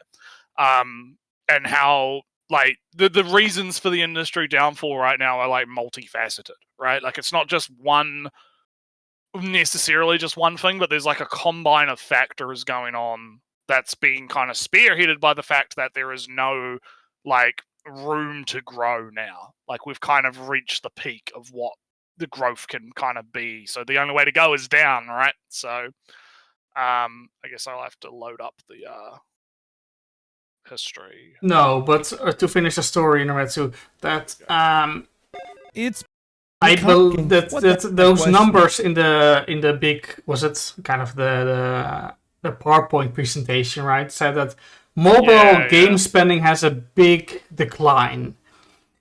It does, yeah. But it's bigger than any console thing, right? But because mobile is included in gaming, the big decrease looks a lot worse than it really is in the hardcore gaming. Because it's kind of almost two different industries. Although I have to say that with mobile phones being so powerful these days that you can port a mobile phone to a console, the difference is a little bit less, clear cut these days. Yeah. It's a bit, and that like graph that was shown only went up to like 2022, so it's probably But I am of the opinion that there are multiple reasons why gaming is down. One is mobile growth stopped, so investors immediately pulled out. That also meant that regular console game makers suddenly didn't have infinite money to lend to investors at line. So they had to make unpopular decisions and try to do safe things only, which led to things like the Kill the Justice League, Suicide Squad kind of things. Yeah. Super safe, but also bland and boring and woke as shit. Yeah. Whatever. So, and that the flops, and then people panic and don't know what to do and make weird decisions. And this is all kind of a vicious downward spiral because there's less money coming in, they make less good games, and they all put their eggs in one hopeful golden goose, but then it's not working, and then it's a Concord, and then it's a Hyenas for Sega, it's a whatever for... It's Assassin's Creed, even though that game isn't even out yet, and it's already killed the fucking company. I am slightly hopeful still, because it does look nice. Apparently a bunch of shrines are going to sue. You know that. I don't care for the shrines. A bunch of shrines. I've been raiding tombs in Assassin's Creed for a long time. God, it's just fucking funny. But anyway, let's get back to the video. Yeah. Of major. There is a whole lot of uncertainty in the gaming world right now. Developers and publishers that used to dominate the scene are struggling hard. Ubisoft had a terrible year in 2024. Electronic Arts, same boat. And just a few years ago, it would be laughable to suggest that EA or Ubisoft could go bankrupt or get sold off to some other company for parts, but that's where we are right now. Yeah, and it's because they keep fucking up. It's because, again, they're in a precarious situation because, like I said before, you have a situation where you can't exponentially grow anymore, right? You have you have the customer base that you have, right? And then what do? You piss off your customer, right?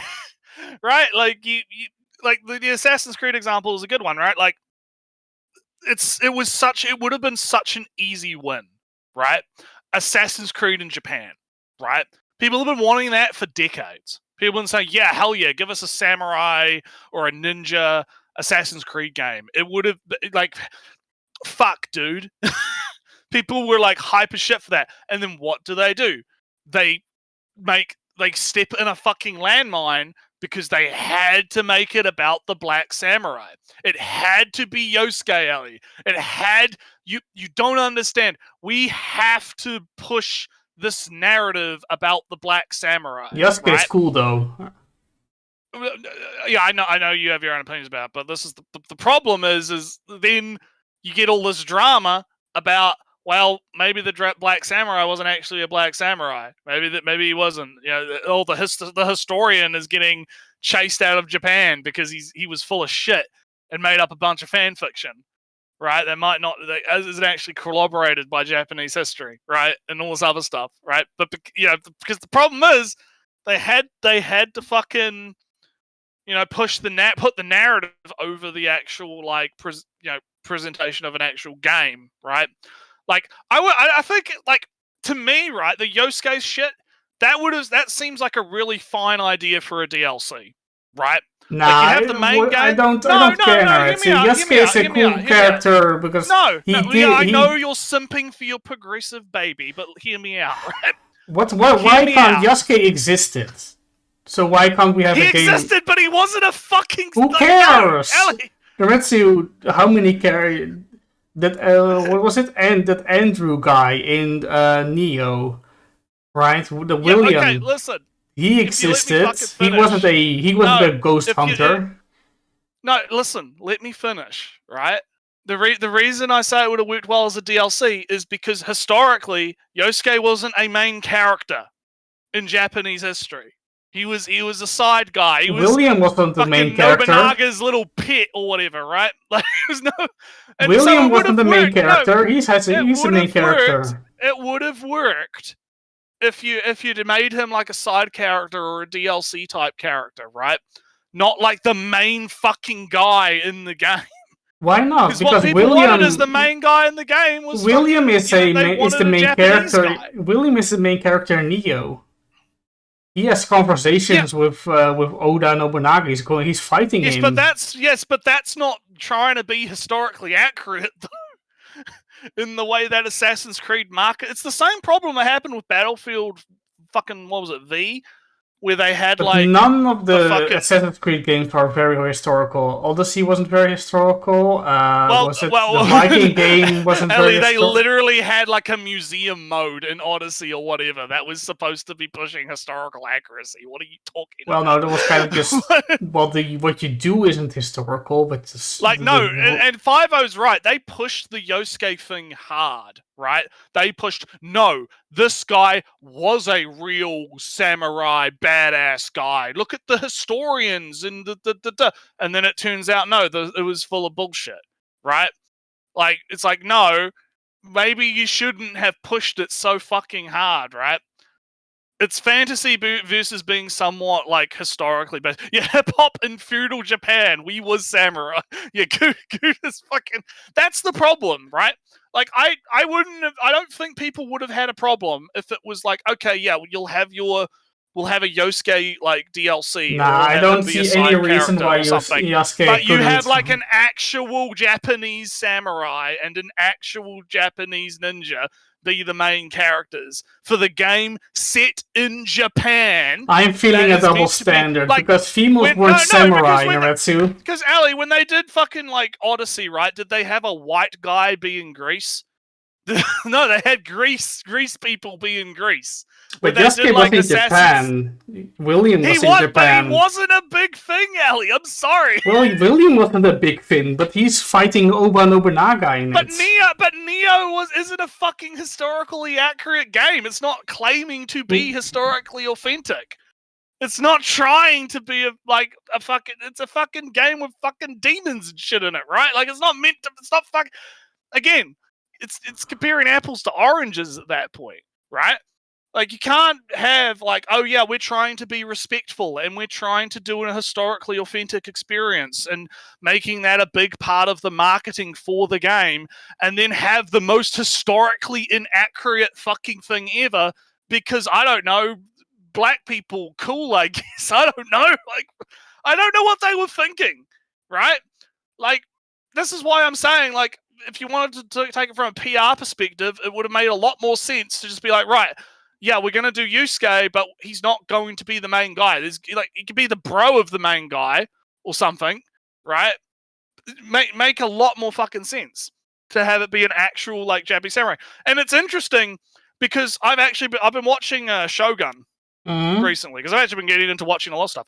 And Shogun is really interesting because, yeah, the main character of that is a British guy, right? Yeah. This guy... He goes to Japan on his ship, right? He's trying to find Japan because the Portuguese are using Japan as their own personal little fucking trading partner, right? Yeah, and so that he's trying to, like, he's gone on a mission from, like, the Queen or whatever to, like, basically raid a bunch of Portuguese shit and then find Japan, right? And then he gets there and the whole thing is about the culture clash of, like, you know, British guy in Japan, in feudal Japan, right? And I don't know about the historical accuracy of it yet because I haven't looked too deep into it. But it feels more like they actually gave a shit.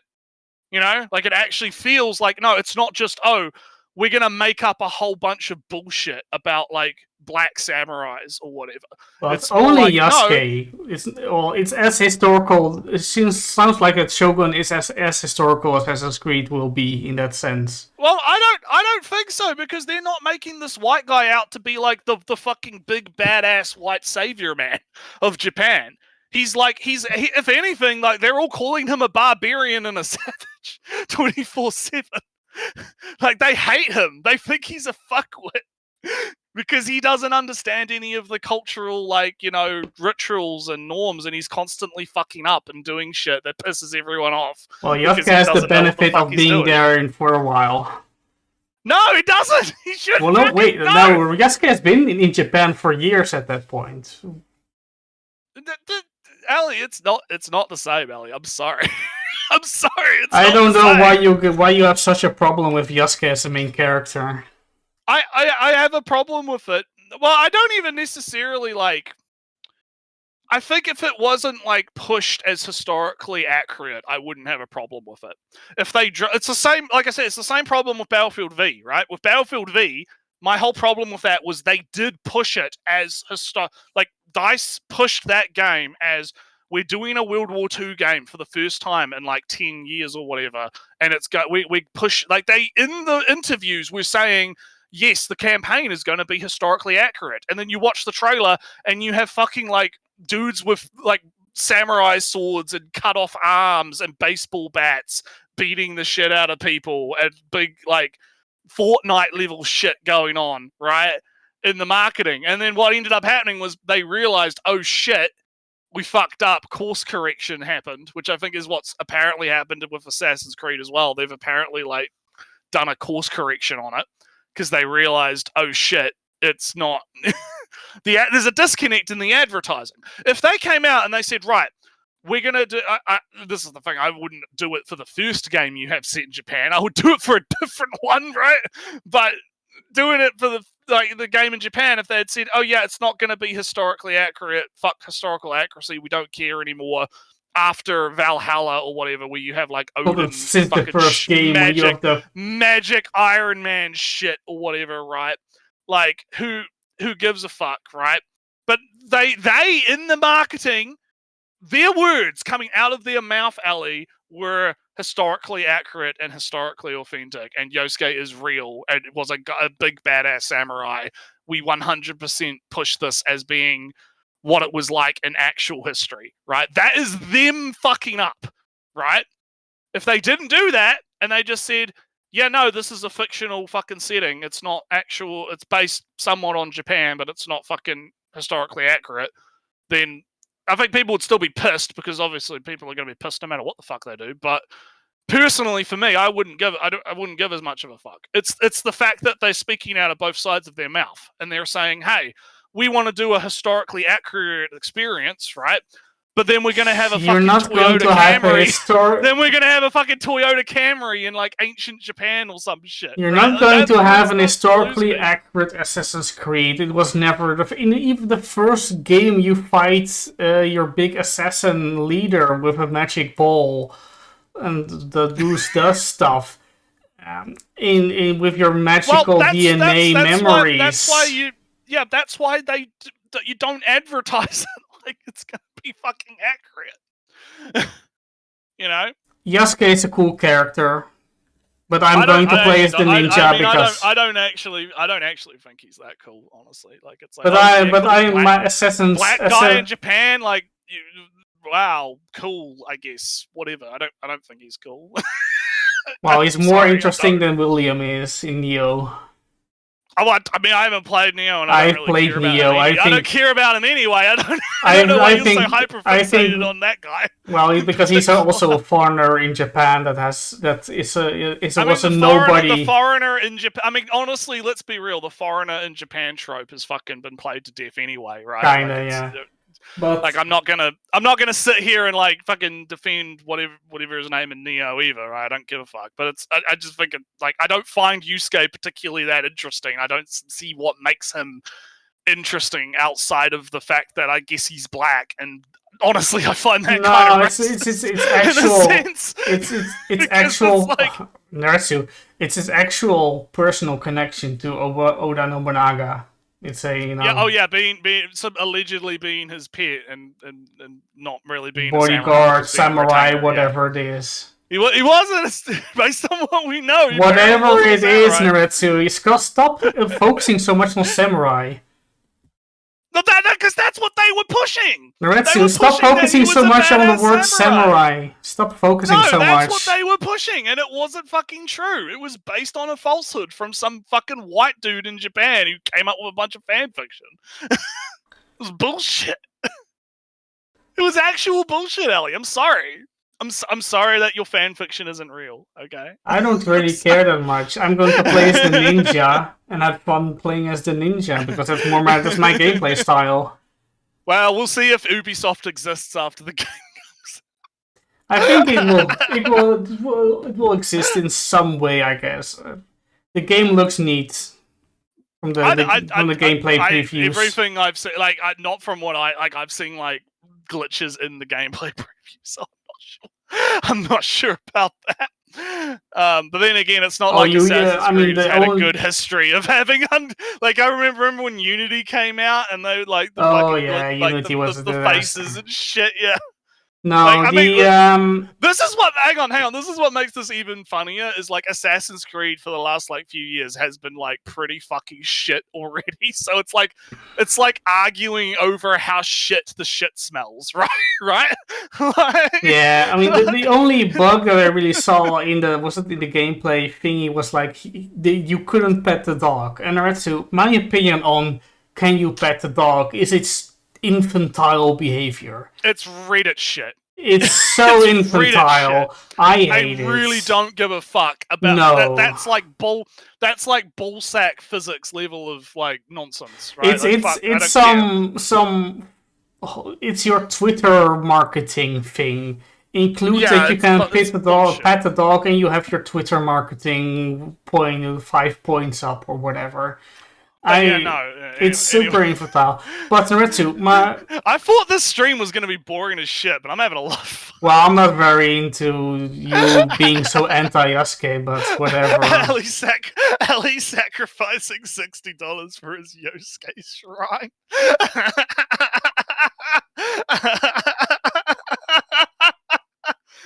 You got to pray to the broken Torii Gate shrine of Yosuke. I do think that people are making up controversies, like the broken shrine thing is such a non-thing. People just want to get mad. Like, I mean, if they want to sue Ubisoft over it, that's on them. I'm not gonna say. I mean, how many was it? Like, there's some religious group in India, right? Every time you have an Indian goddess or Shiva or whatever goddess, yeah, they get mad. Yeah, they get mad. I don't really put much, value worth stock into that. I think it's just like a cascade of like. Yeah, them people stepping into landmines. It's them stepping into landmines. It's a cascade effect of them fucking up. Well, it's kind of like stepping on ants and then said, "Oh no, I care so much for all life." No, well, wait, because wasn't there that other thing where like they had like something for the pre-order bonus or whatever that was like fake kanji or some shit? Yeah, but on the box. That's some like again, it's just like stepping in landmines. Like it's a bunch of minor petty bullshit. Yeah, it's like just stepping on. Adding up. It's like what I said, stepping on ants and then getting angry.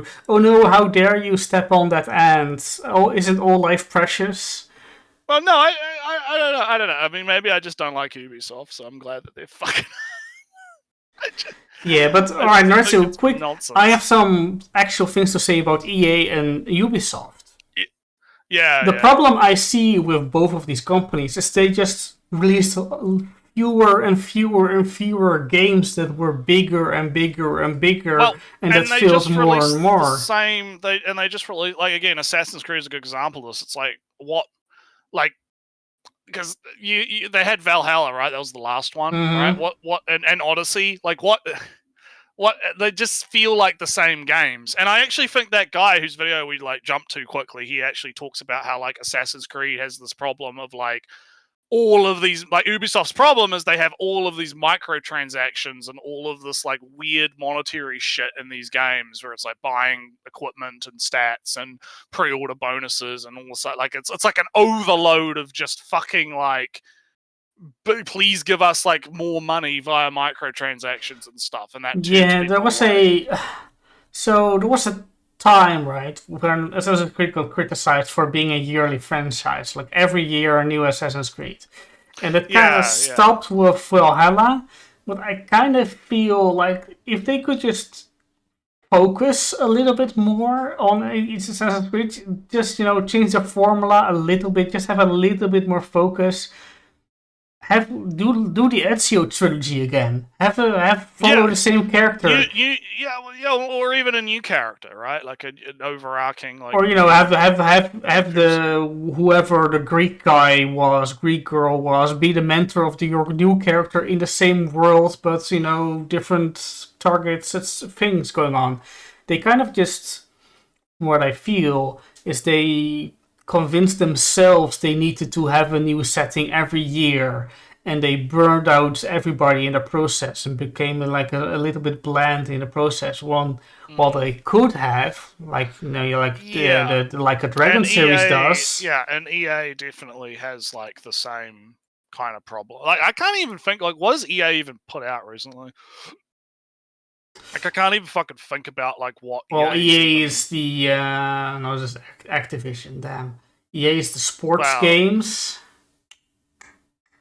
Like what was the last like actual EA game that came out? Isn't there? Like, I know they do Apex. and that's a EA thing. But like I don't see this is what I just mentioned as a problem of both Ubisoft and EA. They just have too big their games are too big and they cannot fail. And if one fails even slightly, the whole business is going to go bankrupt. As we're seeing right.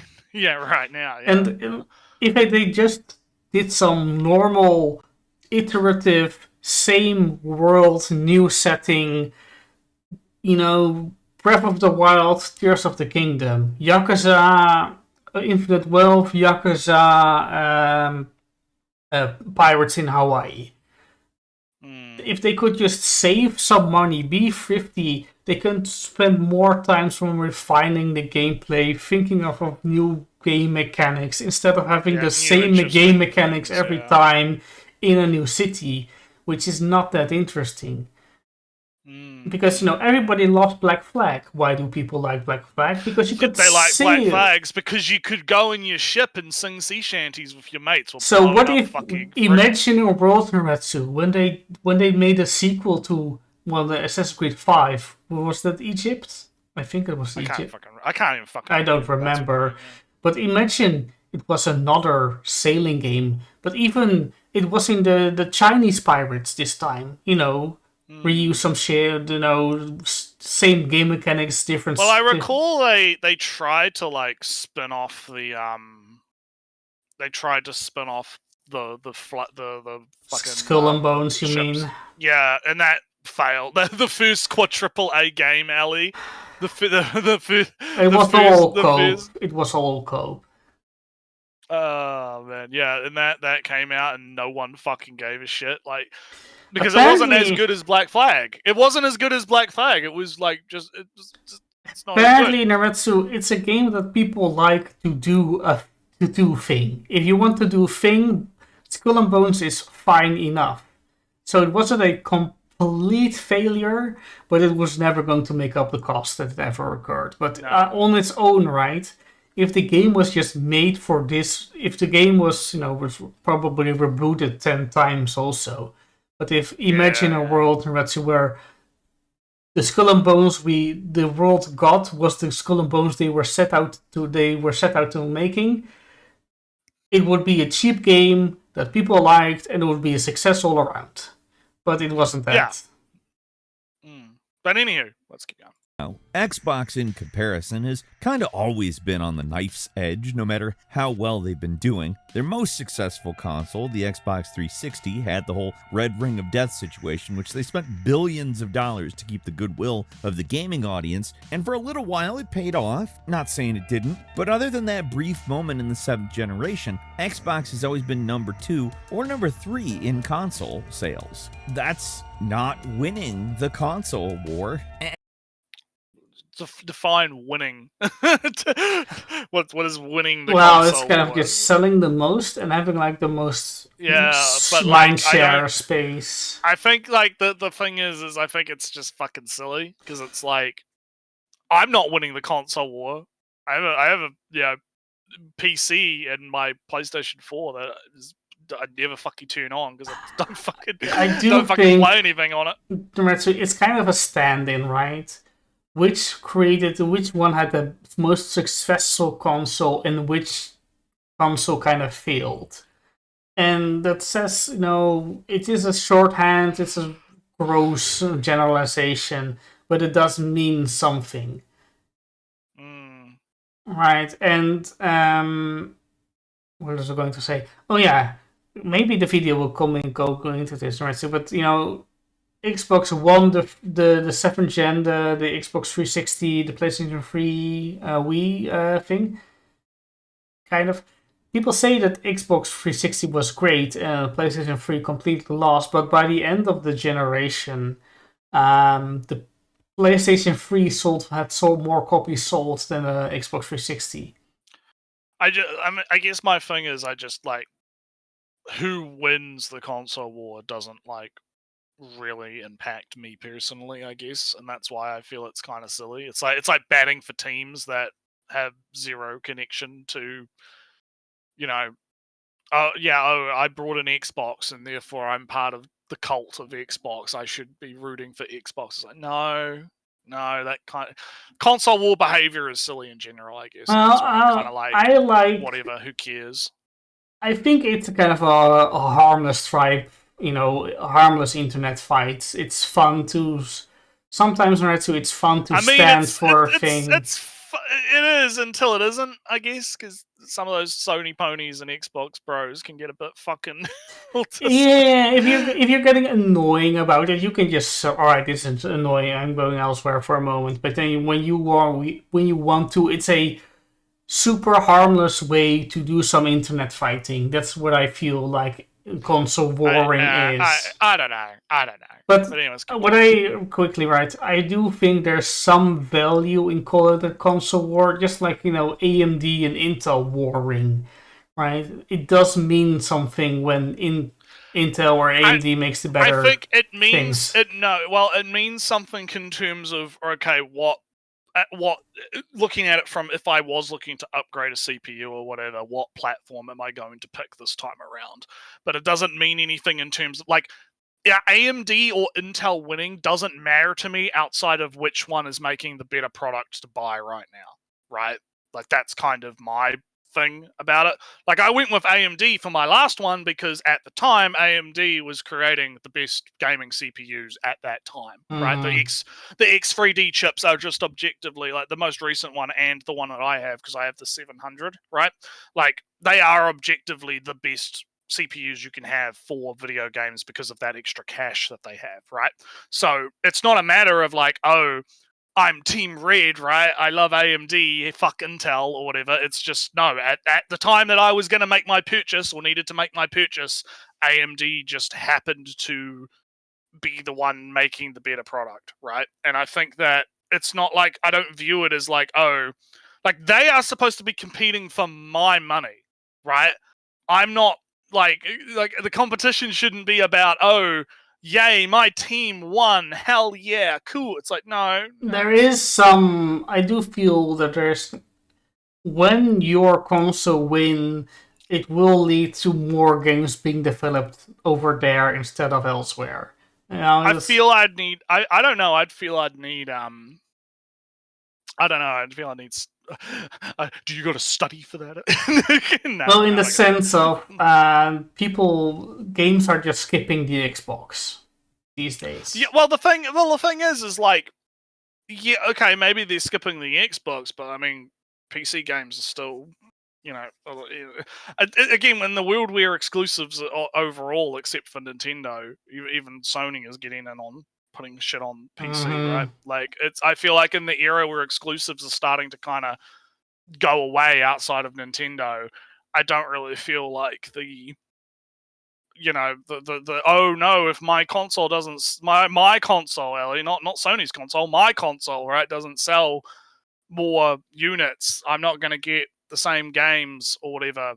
I don't see that as being as big a thing. If we were talking about different era, like the 360 PS3 era, like that could be a concern. Especially even more so because the PlayStation 3 had a completely different architecture to the Xbox, and that's one of the reasons why games like Skyrim and whatnot run significantly worse on a PlayStation 3, right?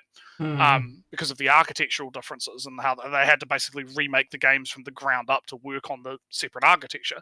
Like the differences between the consoles are not even that great anymore. They're all using relatively the same hardware, right? Give or take like a few different versions, right? So I don't know. But anyway, let's keep going. And Man, we've barely gone through this video. Yeah, the video is more of a platform than a... It's a vehicle for us to scream at each other about fucking about bullshit. Whatever.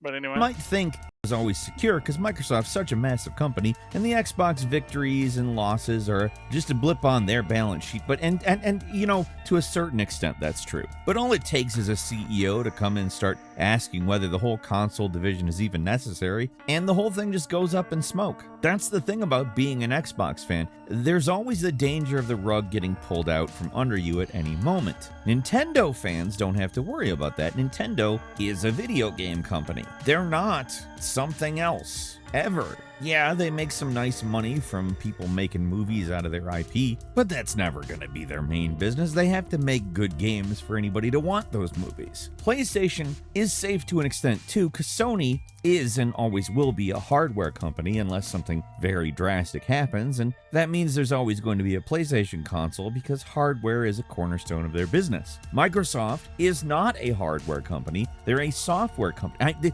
It's in their name, Microsoft. Yeah, this Or is the- micro dollar sign oft. This is kind of a thing, right? Because Xbox is just such a tiny part of Microsoft as a whole. Well, it's kind of the same for Sony as well, because like Sony is like, they've got their audio division and their TV division and their other divisions. But different gaming things, division is kind of a large part. Let's see, blah blah. Sony Interactive Entertainment is $31 billion in revenue, and if the Sony Group, it's in yen. Damn, it's difficult. But apparently, just Wikipedia, right? It says it's a major subsidiary of the Sony Group, so it's already a big part. I cannot say the same thing of Xbox being a big part of Microsoft. I mean, and of course, Nintendo is entirely gaming. On that, I'm pretty sure the video will probably go into this, right? Microsoft could, Xbox could do whatever it wants, blah blah blah, wasn't matter deal. It was just pennies for Microsoft to keep the Xbox brand going. But merger happened, and suddenly there was billions of dollars of debt that had to be repaid. And suddenly Microsoft was, all right, now you have to make money. Gaming industry is down. Oh no, time to shut it down. Well, let's see where it goes. As in software, their money comes from Windows and is okay.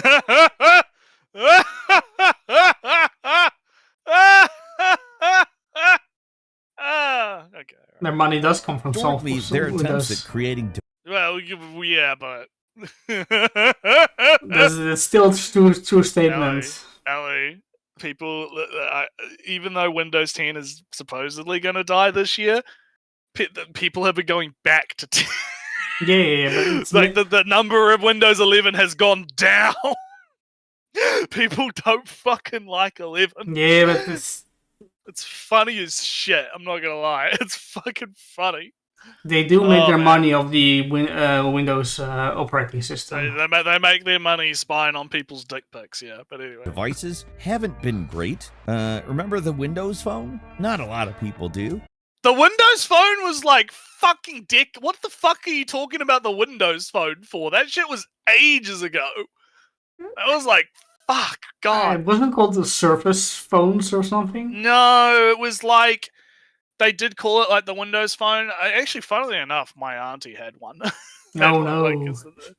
Well, it was like years ago. Yeah. It was like, the Windows Phone had like, it had this like really weird like square UI and shit. Oh, that was like the Metro, the Windows 8, right? yeah, like that shit was fucking like. I don't. The reason I'm reacting like this is because I really don't think that has anything to do with the current state of gaming. No. or Microsoft. This is. I feel. I know what he's going for, right? He's saying all right, whenever Microsoft makes hardware, it's temporary, it's fleeting, it's a side thing, and they'll drop it as quickly. Okay.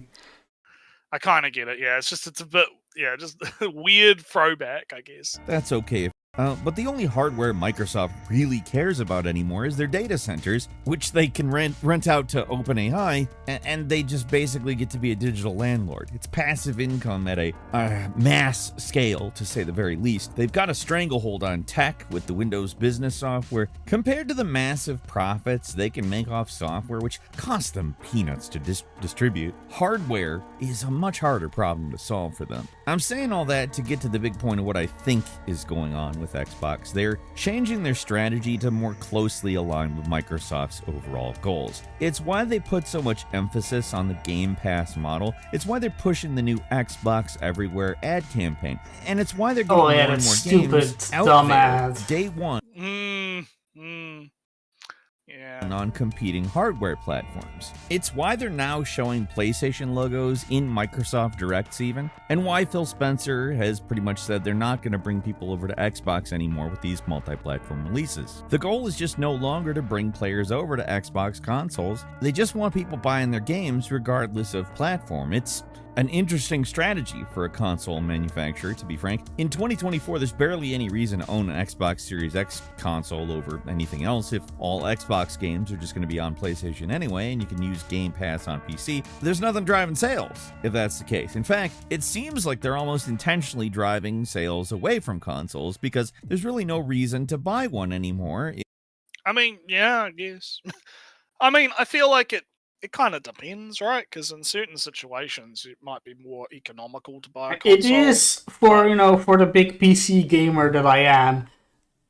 These days, it is more economical to buy a Xbox, even Xbox, over. Well, yeah, I mean, if a GPU is going to be because the prices of GPUs just keep going up. So it is more and up economical prices. to get a console. I got my habits. I can just swap.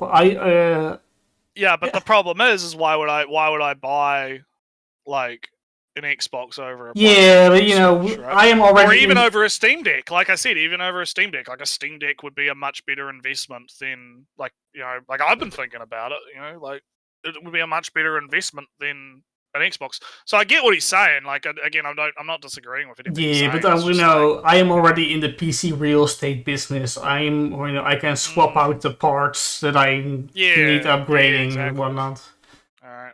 If this is Xbox strategy moving forward. It's not all bad. I mean, I will say they haven't completely given up on their consoles. In 2023, we got a lot of stories about games struggling to run on Series S consoles and how bad Xbox's support structure was, but it does sound like things are improving on that front as well. Recently, Kingdom Come 2 devs got a lot of help from the Series S team to optimize the game to run on the S, and it actually helped improve the game on other consoles. Because, I mean, it runs on PC and PS5 very well. That work didn't only apply to the Xbox. I mean, everything's using that same chip architecture now, if I'm not mistaken. Still, it's just one more data point to support the fact Xbox is going in a multi-platform direction, and they're not just improving games on their own hardware, they're helping them optimize on everything. As a fan, it does feel like they're giving up on the console business entirely. I mean, the pathetic sales numbers for consoles in Europe isn't strictly a supply and demand issue. It's not like nobody wants them in Europe. The problem is that yes, are they going to show up for say from it's not just not getting sold anymore?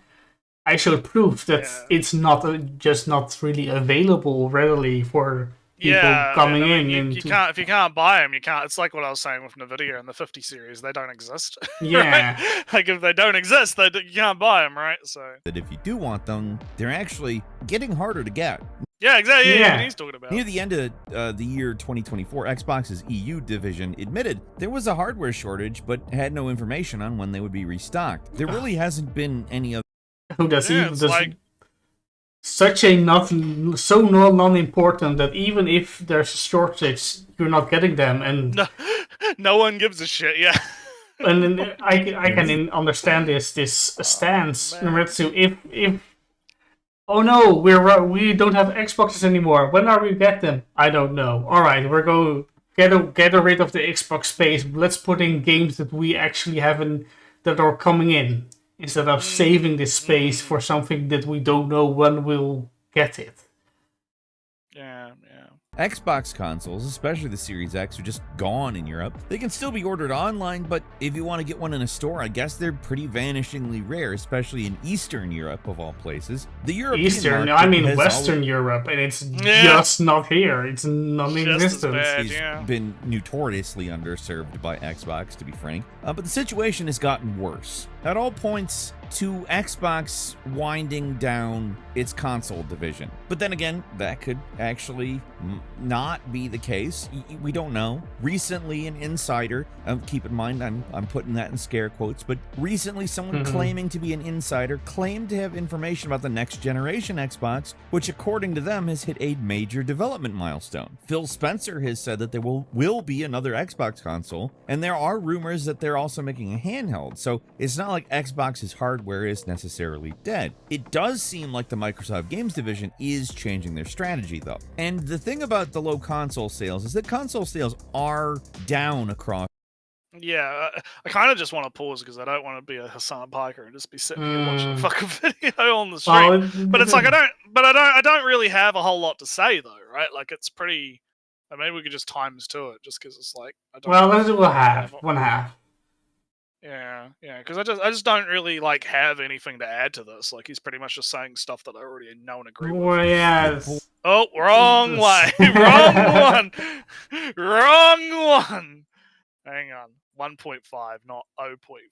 Or even PlayStation, which outsold Xbox in 2024, only did so because of the PlayStation 5 Pro, a console refresh that has its own litany of problems and under. Yeah, the Pro I've heard is a bit of a mixed bag. Like it's Yeah, okay, but it's the not, gaming like, the gamer fellas that I watch are massive complainers about very technical details of consoles and cards and monitors and TVs and whatnot.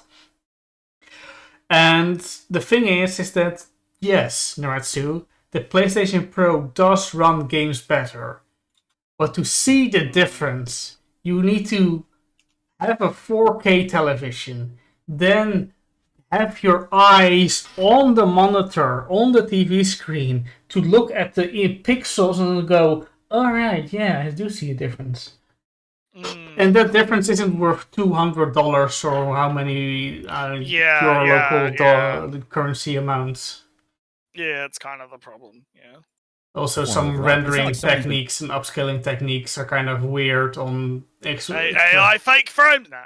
Making a lot of great designs lately. It's possible that the future of Xbox, as we're projecting right now, is actually the right side of history. Perhaps the multi-platform shift is the right move. I think, though, ultimately their goal here is to make Xbox into the Windows of gaming. Nobody's a fan of Windows. In fact, we all kind of hate it. But Microsoft has a stranglehold on business software, so it doesn't matter what they think. We're all going to keep using it anyway because there isn't an alternative that, as omnipresent. I mean, there are alternatives. Linux has been getting better and better. I mean, Linux has been getting better for games. I've heard. I know Good has been saying that in the chat, so yeah. There is some. Steam is making some sneaky moves. Yeah, the Steam OS is going to be interesting when that hits, because they're going to make it open to everyone pretty soon. Yeah, it's like it's called Proton or something. Proton is like the compatibility layer. They let you run stuff on Linux. And so Steam is investing or researching Proton stuff, and I'm not a Linux person, so I can't. Yeah, Gouda will be able to tell you in the chat because he seems to be clued in. I'm probably going to switch to Linux on my laptop because I have an older ass laptop that isn't technically supported by Windows 11. Fucking dumbass Microsoft nonsense. If Steam is going to invest in their own future and a future that might not include Microsoft, yeah, they're doing the smart moves right now to prepare for a future where Windows might not be the almighty operating system. Anyway, let's keep going. Better for personal use. And macOS is better at running some of the older PC games using Windows emulators. Like, Microsoft isn't the only player in the game, but they control so much of the market they might as well be. And I would guess that's what they want Xbox to be. Something that we all use because, well, what else is there? The problem here is that for a software company, Microsoft kind of sucks ass at making software. So without already controlling the market, they are going to run into problems. As much as they can try to make Xbox into an essential part of their PC environment, people are going to mostly keep using Steam because it's better. Yeah, I mean, we just talked about Amazon trying to get into the also, number two, on that right, way back 1 hour ago, right, by now. yeah, pretty much, yeah. That the CEO was kind of correct, but I do feel that he's still somewhat wrong because he was talking about if we just listened. But the problem is they, even if they listened, right, it wouldn't solve their problems. They would.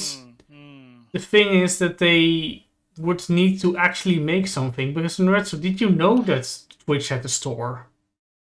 No. That's the thing. And I mean, the problem is like, okay, so if you look at other competitors to Steam, GOG is probably the biggest one. What's GOG offering that Steam isn't? Well, right now, GOG is trying to like revive older abandoned games, right? They're trying to make games compatible with modern systems. Mhm. They have like that thing now where they've got like the big list where they're trying to like go, hey guys, suggest and vote on what games you want to see on PC that aren't on PC, and we'll try and make it happen, right? Like a modern version of that game that works somewhat, right, on PC. Yeah, and because like they're offering something that Steam isn't, yes, and it's something that would draw people to the platform outside, because Steam is already Steam. It's already doing what Steam's doing. yes. People I mean, I might not use a lot of the community features or any of that stuff. I just use Steam as a storefront, right? So, or as a library, right? So I don't really care about any of the other The stuff. forums and whatnot. Yeah, I mean, I might go in there for a guide now and then if I need to look for something, right? But like, the social stuff doesn't really appeal to me. I don't give a fuck. But if you're gonna make like a competitor to something, you have to be able to offer something that is able to compete with that service. And if you're just like a carbon copy of the thing that everyone else, that's kind of what the CEO was saying, right? If you just try to make a carbon copy of the thing that everyone else is already using, getting people to switch is not really going to be enticing, right? The Epic Games Store is trying to get people on because they're just handing out fucking free games all the time, right? They're just like, hey, have a free game, come on the store, right? And that's how they're trying to compete with Steam. But And, I don't feel like that even the Epic Store is really doing. Is he really trying? I'm not. Yeah, I don't really particularly know how well that's going for them. Not very. Because they tried to compete with like exclusives for a while. Like, hey, if you release your game on the Epic Store first, we'll pay you a fuckload of money, right?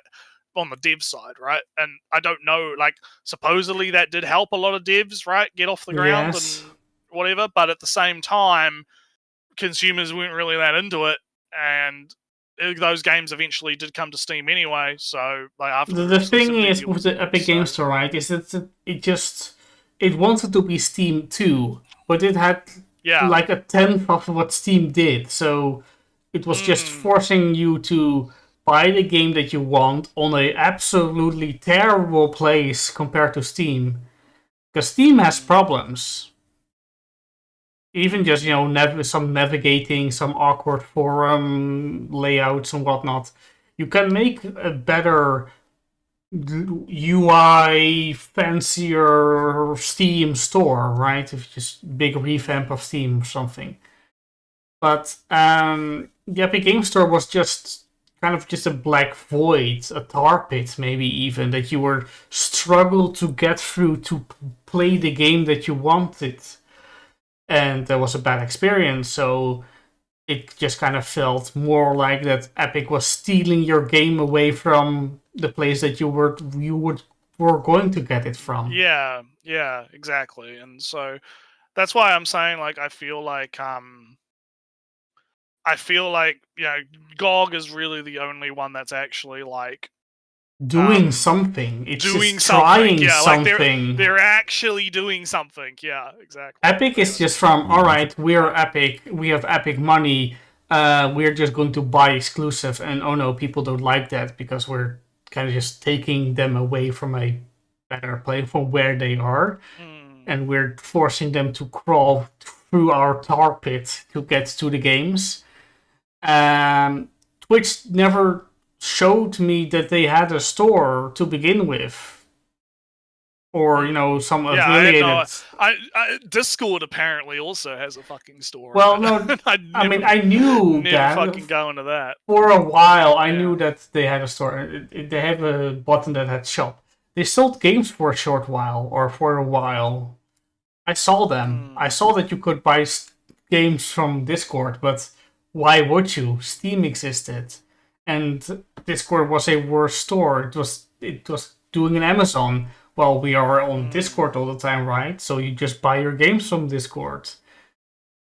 No, because it's not the good place to buy because you don't have the even the forums, the community guides, the workshop, the screenshots, achievements, whatever. It was just Discord Mm. made more of an attempt than Amazon to get you to buy games from their place. So that's my quick small rant on why Amazon didn't even really try. They spend a lot of money on not trying. Frankly, at the moment at least, more reliable in certain ways, particularly in cloud saves. I have had personal problems with that. That said, if they can't control your digital life, they can at least make a whole lot of money selling their games on other hardware, and so far that gambit, that's working. That's keeping the division afloat, at a time where it seems like consoles in general may be declining. Anecdotally, I have noticed more and more people shifting to PCs as their primary gaming machines. 80% of developers are making their games for PC now. PC sales are way up, console sales are down, and maybe Xbox is just following that trend line. It's hard to say for certain what Xbox is going to look like in 5 to 6 years, but right now, I understand why Xbox fans feel concerned. They have cause to be concerned, to be frank. It just used to be a lot more fun to be an Xbox fan. When you had exclusive games and unique hardware with its own features, you had your part of the gaming landscape. It was your tribe. There was a certain amount of pride being part yeah, your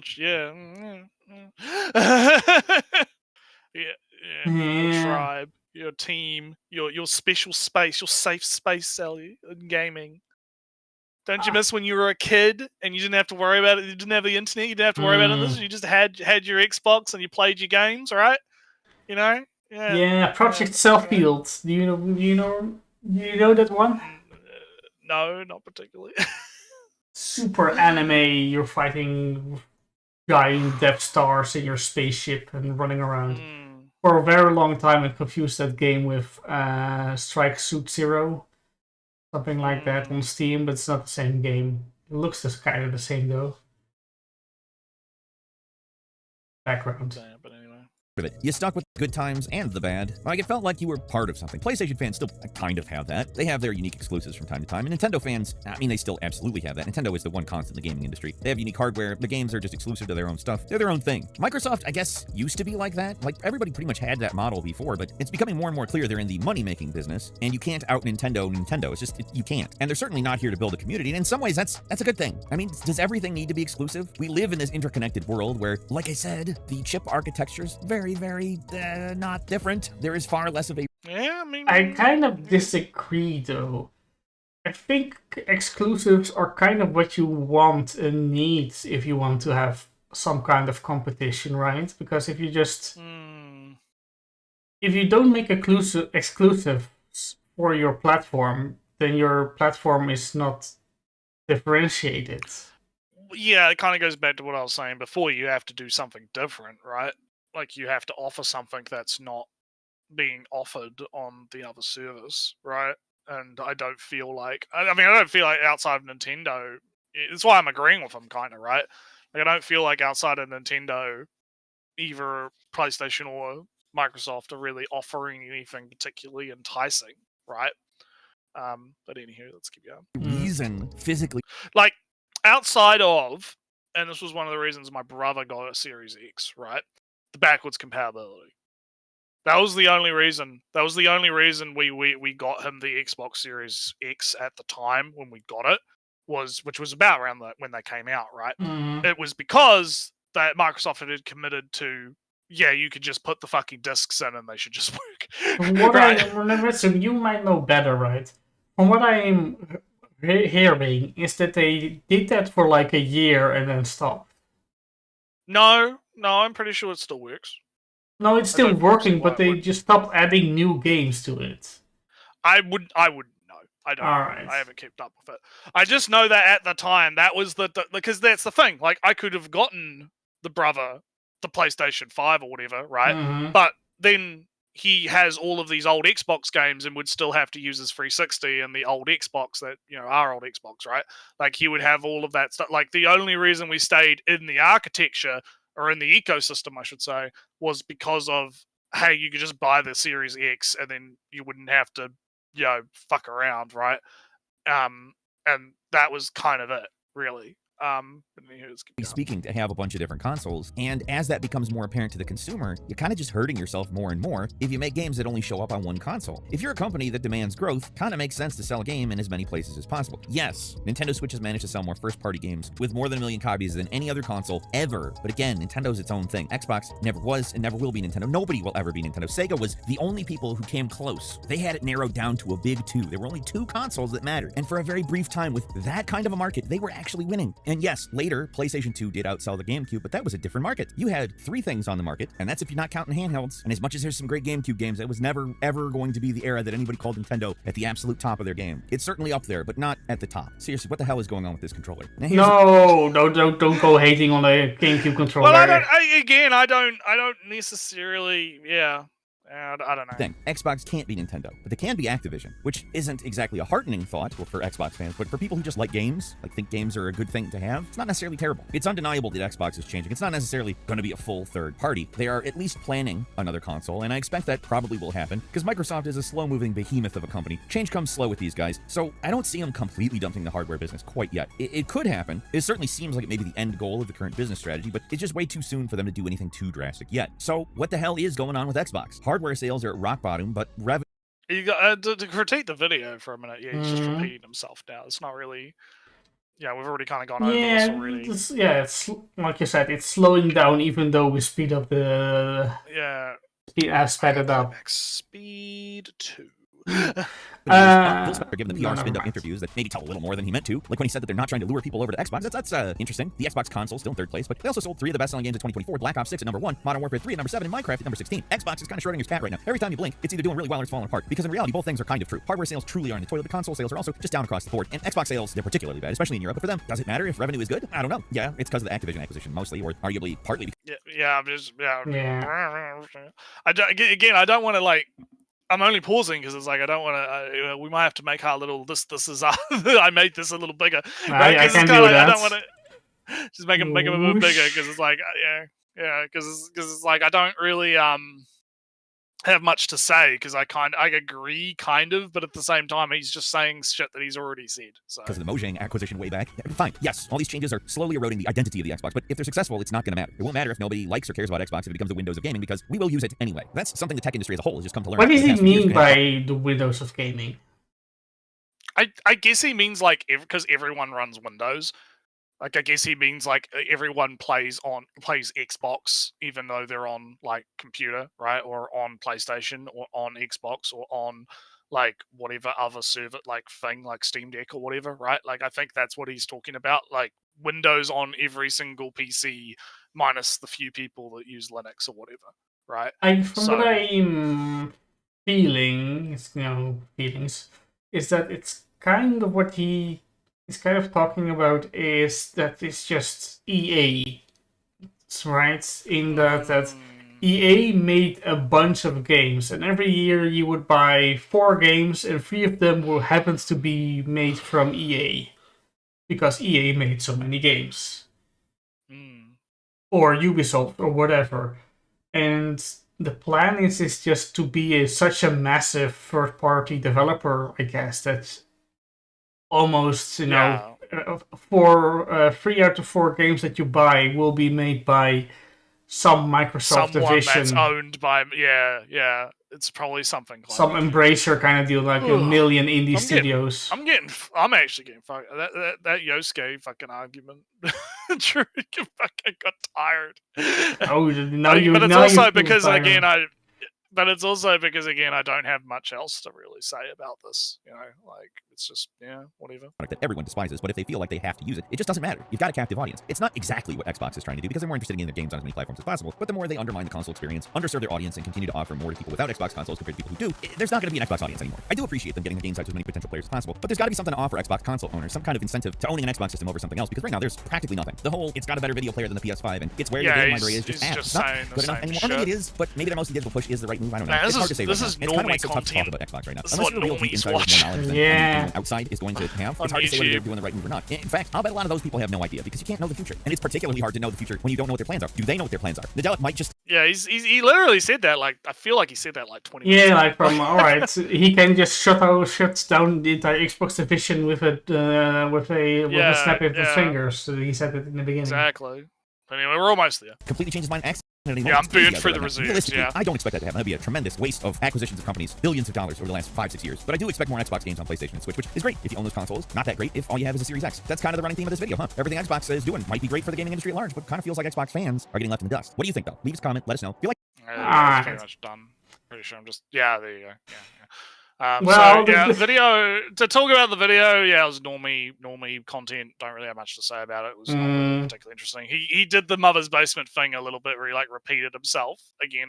Like it didn't felt like it was a bit repetitious there. But I mean, we had some good discussions, right? So Yeah. it went pretty good. So I'm gonna go grab a drink. You do final thoughts because my final thoughts. So the video, good. There's good stuff. Good, much to agree with. It does repeat itself a little bit at the end. We talked a lot, and we have the advantage of being live and having me talking to Naretsu, so we can have some ideas and whatnot. And hey, have you heard about this, Naretsu? Oh, Ellie, have you heard about that?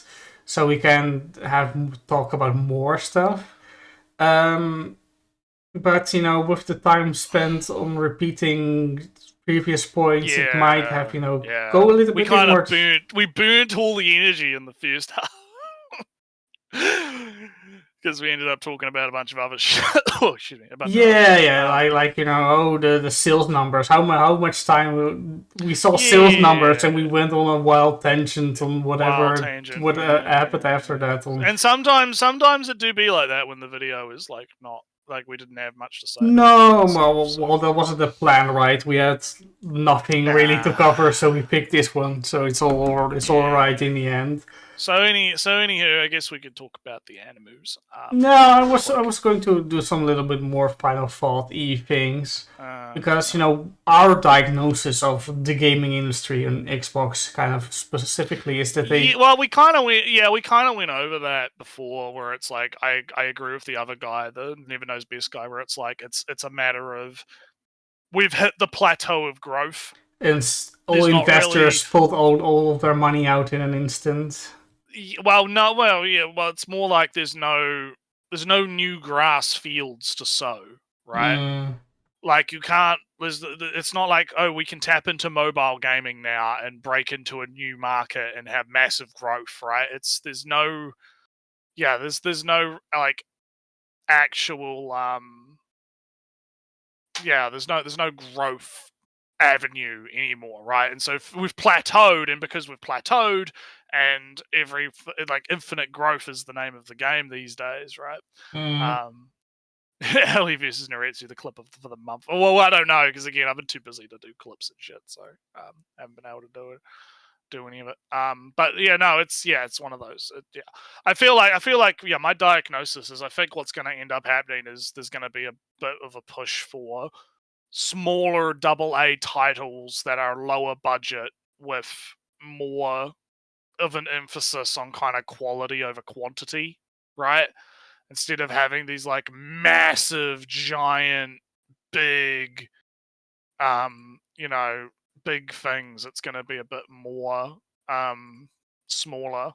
I feel like it will be still the instinct of just going bigger and bigger and wanting bigger returns for that, because you made spend a lot of money. I don't think that instinct will vanish in the next year. I do feel that there's more small projects being started up. Live service, it's over. So Sony is like, all right, all those studios that spent 4 years and only had 1 year to go to finish their games, that game is cancelled. Studio, make something quick and easy now. And maybe, hopefully even, they are going to try to make small games, build experience, keep people in, don't fire everybody after they made the game to then rehire different people that you have to train again and whatnot. be a little bit more like Nintendo, guys. Make small games and then yeah. so Because the guy mentioned no one can out Nintendo, but I mean, why not? you can Why- you can out Nintendo. Just Well, it's not even about out Nintendo. It's just like maybe look at what works. You know, why is Nintendoing, right? What works about their business model, right, that allows them to be able to do what they do, and maybe kind of copy a little bit of that in their own kind of way. so, but Might be the way to Mercury go. Steam, right? This is. Do you know about the story of Mercury Steam No developer? Right. So Mercury Steam made Castlevania Mirror of Fate, something like that. People hated it. Bad game. A bad Castlevania game, at least. So when and then people then after that, Nintendo came along and said, "All right, Mercury Steam, you can remake Metroid 2, Return of Samus, Samus Returns," and it was good. The people were like suspicious. All right, you made a good remake of the game that already existed. All right. And then suddenly, Naretsu, it was announced that they were making Metroid 5, the sequel to Metroid Fusion. And people were nervous, like, ooh, Mirror of Fate was kind of bad, and now they're making a new game. And so, oh damn, Naretsu, turns out they had built experience up with a remake, and then made a new Metroid game. And the new Metroid game was good. The Zelda team, whatever team in Nintendo first remade Link's Awakening, and then they made Echoes of Wisdom, a new Zelda game, which was pretty good. So you can build up experience and whatnot. You don't have to fire everybody right away. And I feel that is kind of the Nintendo way. Build up small, then make sequels, build up trust, etc., etc. It's almost like scaling economically is a good idea. Yeah, and not just hire a million, massive growth. Yeah, and then have to fire everybody again, and then who was working on that asset? Oh, he was fired a week ago. All right, who's going to do that right now? We don't know. Oh no, game delayed. Takes another year. Let's hire more people to fix the delay, or fire everybody because it takes longer. All right. Well, I guess it's anime time then. Yeah. Anime. Also, 5 at least I never played a remake of Metroid 2, but in Dread it was fine. So I'm let me quit out this one. All right. So yeah. So now I've got to. I don't know. I'm feeling fucking wasted after that. Holy shit. I got some energy. Man. Well, let's get through the anime, and then we'll see how we're feeling. Yeah. Any fun anime? Yeah. Let me go. Let me go do the orb. Let me make the orb poster a little bit bigger. Get the orb. The oobs. Get the oobs. So All right. I'm going to open up an episode because it's kind of it's been like 2 weeks since we talked about it. Yeah. So last time I talked about orbs, it was like Yolenta's dead, right? Big explosion. Big dead. Yeah, big dead. Yeah. All right. Next episode, Naretsu. The heretics meet up with their main group, and they have a printing press. Oh boy, big print time. Yeah, printing time. Print the book time. Draka, the protagonist of this arc, says, "Hey, let's put Yolenta as the publisher, as the author, because she's dead, nobody knows her name, and let's give her some credit, some honor." How nice of them. Yeah. Also, our character is making some sacrifices. She had like a scarf that was of her father that died, and she held us on to the scarf or whatnot. But oh no, Naretsu, some knights of the church come by and want to say, "Hey, what are you doing?" "Oh no, we're just some traders." "Why are you armed?" "Oh, there are bandits about. It's just their self-protection." All right. "Oh, do you have some cloth?" And they run into the carts they are in, and they're like, "Oh, no, no, no! Take my scarf of my dead father." She doesn't say that, but of my dead father. It's all you can have it. All right, and then they leave. All right, cool. They go to the printing press. All right, let's start printing the book. Oh no, the letters are cracked. Oh no! Oh no, too many of them are cracked. Yeah, all right, we have to pause this whole thing. We need to get more of them. No, take this money because last episode she's very big on the money, right? Big money. Well, no, so it turns out that money is made out of lead. So hey, take my money, melt it down, and make letters. So she's giving up both things of her father because her father left her a bag of money in his scarf that was of him. So now she gave away the scarf of his father and the money she got from the father for heliocentrism. She's kind of resolved herself to carry kind of the will of Yolanta, while all these knight guys, the Heretic Liberation Front, is taking on the plan, right? The practical plan stuff. She goes, no, I'm taking the doubts and convictions and whatnot of Yolanta. Well, so it's all fine and good, but so you remember I was talking about a very shady guy that was constantly asking, all right, where are we going? At what time? Yeah. With how many people? Totally not a spy, man. Totally not. It was so obvious, Naretsu. You made your it would really just. All right, it isn't him, right? It is him, Naretsu. I knew it. I knew it. How? Yeah. Oh boy. Oh man. He had kind of possibly seen this outcome. Who could have possibly seen this outcome happen? Oh no. So he does a big sabotage. He kills all the horses so they can't leave, and he already betrayed them. So the knights were coming to their little barn in the middle of nowhere, and they don't have any horses, so they can't run away with printing press or anything. So Naretsu, do you remember the I was talking about the Liberation Front guy Smith? And he did a coin flip, and it was a coin flip, and he said, I'm right. Right? God agrees with me, I did a coin flip. Yeah. So, Draka was like, hey, fellas, if we want to get this book published, I have an idea. It involves only me getting out of here, and all of you distracting them and fighting them to the death.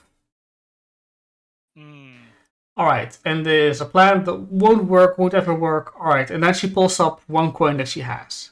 Alright, heads or tails. If you win your plan, you will all just scatter to the winds. If I win, then you all will fight and I will escape. She does the coin flip, and Retsu, what happens? She loses. Oh no. But Naretsu, the guy with, God is just fate itself, basically. He comes up, and he flips the coin, and goes, all right, we're doing your plan. Because fuck your coin. he is getting a little bit of a crisis of his faith. So he's doing this weird. He's not trusting God and fate right now. He's doing a decision of his own. It's kind of a big thing, which is very cool of him. Right? From a guy that says God is fate basically all the time, and suddenly doing an active decision. So, but anyway, they are the Inquisitors come by. They do a big stand, and Draka and Smith run away. But off into the wind. But Novak, the big Inquisitor whose life mission it is to destroy heliocentrism, follows them. Smith does a small battle with Novak, but Novak kills Smith. Smith is dead. Oof. Oof. Now it's revealed in Retsu, this is the second episode already. It's revealed in Retsu that the plan of that Draka had was to go to the bishop and convince him to publish the book that is heliocentrism. And in Retsu, the thing is that this bishop doesn't really care for heliocentrism. Just doesn't give a shit. Doesn't give a shit. So Smitism, what? Fuck you. Hey, he goes from alright. No, we right now control if heliocentrism is good or not. If we publish a book that is saying heliocentrism is a thing, maybe, then we are the ones in control of the narrative. We have the power. So our power is waning right now because we try to suppress everything all the time, etc., etc. What if we allow it? We say we are in control. Good idea. Let's do it. Deal. We get 80% of the profit. You get 20% of the profit. If it doesn't work, we'll cut you out and you're discarded. All right, Draka and Bishop, deal. And as they are finishing up the deal, Naretsu, Novak comes in. Novak goes, Bishop, no, don't talk to her. She's an heretic. She's heliocentrism. And then the bishop goes, and? Yeah, and? And Novak goes, but heliocentrism, bad. And then the bishop goes, bad? And why? Yeah, why? And then he goes, how? Well, but the Bible, the earth is firm and stands firm, something like that. Well, if we just interpret it a little differently, and if we just say, what if the sun is the center of the universe? We could make a good theological theory of the Holy Trinity, the Son, the Holy Spirit, and whatnot. And all the while, Novak is like, but, my entire, for all these years, I've killed a lot of people. Well, you're a mercenary, right? You're kind of just, you're kind of like an external, external development team. So you're kind of just, you're employed by the previous bishop. Yeah. Could it just be that the previous bishop had a personal grudge or something? Not theological, just a personal grudge. Maybe. You were not doing anything in the name of God, but just in some mortal vein. So, Novak, you killed a lot of innocent people. Deal with it. I'm going to make money from publishing a book and show my authority through it. Money, money, money. So that's kind of the end of these 2 episodes. Novak is mind broken from, but my daughter is dead because heliocentrism. How of this. Yeah, fucking hell. Good stuff. Yeah, good drama. It sounds good. It's just... So what else have we got? We got I can do Apothecary Diaries. Yeah, might as well get your stuff out of the way. Yeah. Oh, okay, one old screenshot still on. Yeah, one old screen. Yeah, because it's still jank for the time being. Yeah, until I get that new script in a media player. Working, yeah. The orb of pondering, very wizard. Yeah. I said it last time, I believe, right? I saw it again. Orb is not really about heliocentrism and how it developed and the history and the math and how this was discovered and whatnot. Yeah, one could say that it is historically authentic, not accurate. Maybe not even, because a lot of the Inquisition stuff never really happened in this way. Orb is about discussing. It's about philosophy. Right. And So anyway, going from discussing to poisons and apocrypheries. yes, What's our Momo been up to lately? so Should we have last fun? episode, remind me, Naretsu, what do you remember? I have no fucking idea. I don't remember at all. Oh, Something concubines, something pregnancy, something assassins, something that's all very true. book try to book cross-dressing for book something. That's like episode 2 of this season. All right, Yeah, Naretsu, that goes to show how much I'm paying. all right, Momo was called making medicine, right? Right. So Now I remember. Yeah, making medicine bad because woman. yeah, but good one. Woman. So Get the fuck back in the kitchen. Did I tell? Did I? So, but Momo, it wasn't that bad. But she was kind of roped into doing a favor to check up on a servant from the Jade Pavilion. One of the thingy-mabob. Yeah. Yes. So apparently, the head lady in waiting is kind of just keeping one of the servants who is sick, kind of dying in quarantine because fuck them. So Mamo cannot just enter their section without permission or whatnot. So what she does, she brings along the doctor with an excuse. She puts up on some kind of disguise and tries to go looking for her, for the sick servant. Very quickly, she finds out where she is. But Naretsu, there was a shady stuff going on with perfumes that are harmful to pregnant women and stuff. A lot of medicine and substances that are toxic to unborn children. Yeah, big bad for the little kitties. So Mao had a suspicion that, because when this concubine was this is the same concubine section of the concubine that got very sick and got the makeup on and was poisoning her. So they put up a lot of incense to hide that she was kind of basically dying. The smell of decaying bodies and whatnot. Yeah, so Mama had a suspicion. What if you put a dying person in a place with a lot of perfume? Nobody would go there. Right? So Mama goes for it. Oh, hey, here's the sick person. But wait. Let me check on this container real quick. Oh, look at that. It's all the perfumes that are toxic to pregnant women. Hey, lady in waiting. Are you making an abortion drug? Why would you make an abortion drug here in the rare palace that is all about having children for the emperor? Yeah, why would you? Why do that?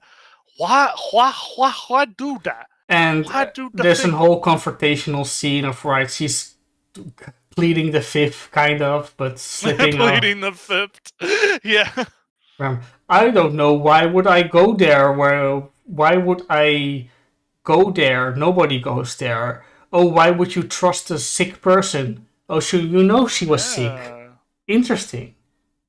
Yeah, I never said anything about her being sick. What do you mean? What do you mean? What do you mean? Oh, you smell kind of like this perfume in the box that is toxic to pregnant women. Can I smell you closer quick?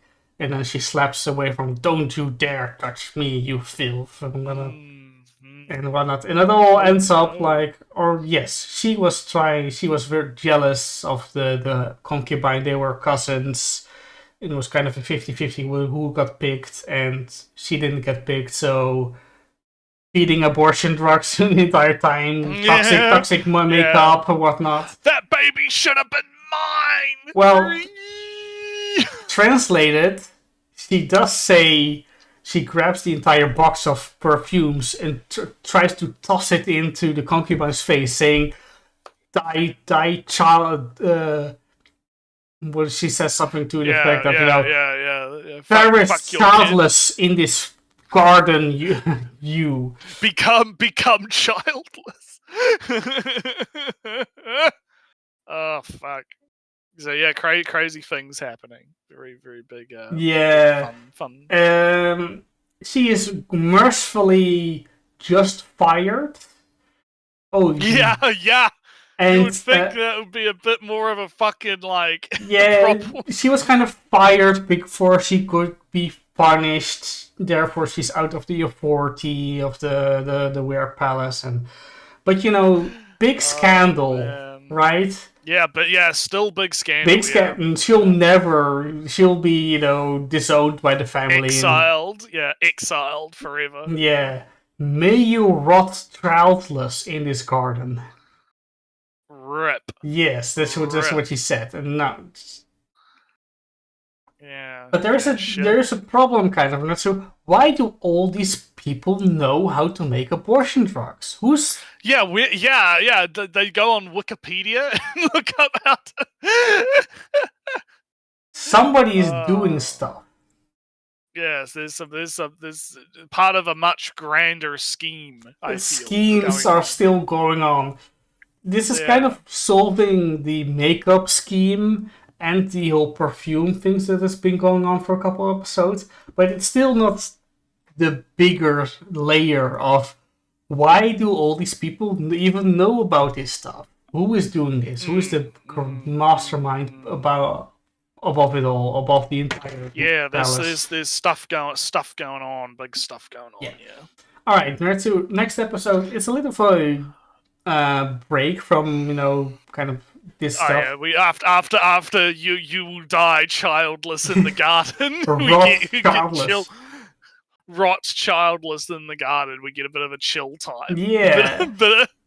So the Emperor comes along where the car with Mamo is kind of working as a food taster, and goes, "Hey Mamo, come with me." And it's kind of a big deal when the Emperor of the entire land says, "Hey you, come with me, servant girl." Apparently there's some convoluted trial that is if you pass the trial you're a true emperor. And only if you do the trial you really are emperor. The current emperor was the only male descendant, so he became emperor by default, but he never passed the trial, and he goes from, well, I should pass the trial because I am emperor, and even if I'm already won by default, I should pass the trial, but I can't. That's weird. So he brings along, the emperor, brings along Jinxie, his son, in actuality, of course, and Mao Mao, because she's smart. So they do the trial. Emperor does all the picking of because you have to pick a series of doors each time, and the doors are all different colors and whatnot. And they go through and failed. And then Mamo does some thinking, and then thinks aloud. Says some things aloud, and does, all right, fuck. Let's do it again. I know what to do. Some other, some old man that is guiding the whole trial from, "Ooh, don't you know what's going on here, young girl?" And then she goes, "Fuck, I do know what's going on here. Alright, let me solve this thing." Yeah. And the whole, to spoil the whole trick, Naretsu, all the colored doors, and there was instructions, don't go through the red door, don't go through the blue door, don't go through the whatever door. And Naretsu, the trick is,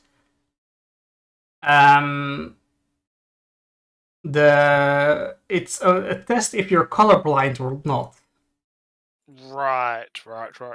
And the thing is, you can only really pass the test if you are colorblind. So if red and green look the same to you, you go through the not red door, the blue door, and so on, and different combinations for that. And apparently in this story, which is slightly fantastical feeling that it usually is that this land, this noble lineage, is started by a woman from a western province somewhere, who was apparently colorblind. But, the line of succession is male, as it is. Right. But to ensure that her family line still continues, she devised a test which made her colorblindness the criteria to become emperor. So, and even if all the males are not colorblind and they can't pass the test, they are permitted to bring along a concubine to help them with the test. If the concubines are, of course, also semi-noble families. But only women who are also colorblind and of that noble lineage would be able to pass the test. So it's a kind of semi-way to enforce your bloodline to continue to be emperor. If it steps out of line for a second... Sneaky. Yeah, sneaky. It's a peaceful and deliberate takeover of the family emperor. Playing that long game. Yeah. It's a nice way to take over because in 5 generations nobody remembers. Who's gonna even know? Yeah. Gonna even fucking it's all a matter of pride in the end, kind of. But Naretsu, there's a small detail because the emperor just did the test and they go in right away again, and the old man in charge of the test goes, well, I can't just let you go in continually one after another, and then, well, if she's doing this, it would be your concubine, this, our protagonist of the emperor says, and then Jinchi goes from, no, you can't do this, the other concubines outroar and whatnot, and then the emperor says, ha ha ha, well, what if she's your concubine? So now they go into the test under some kind of pretense that Mao Mao and Jinshi are, concubine husbands kind of deal. And right. Mao Mao solves the test. Right? So Jinshi, through a concubine, passes the test to become emperor. Mamo is still not explicitly aware that Jinshi is the son of the emperor. She is very much doubting. She's very much, alright, this is not a emperor and a favorite eunuch.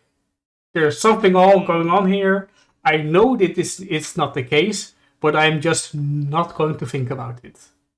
Yeah, just don't think. Don't think about it. Don't think.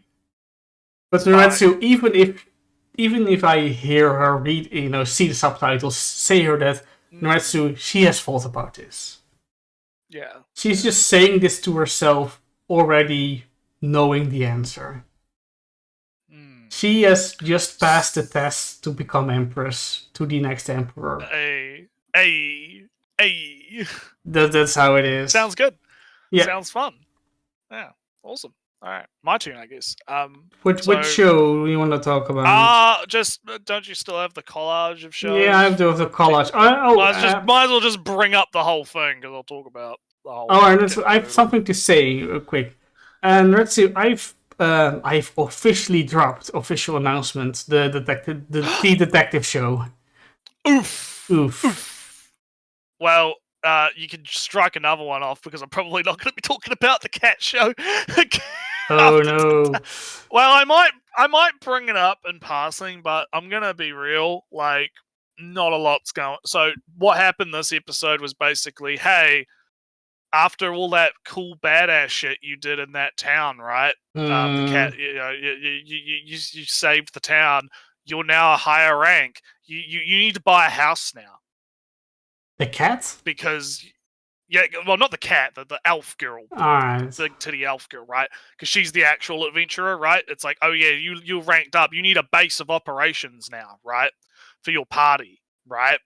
Because now we have the party. We have the dragon girl. We have the cat girl. We've got the elf girl. We got the lolly little fucking druid girl, and then we have the little fairy, right?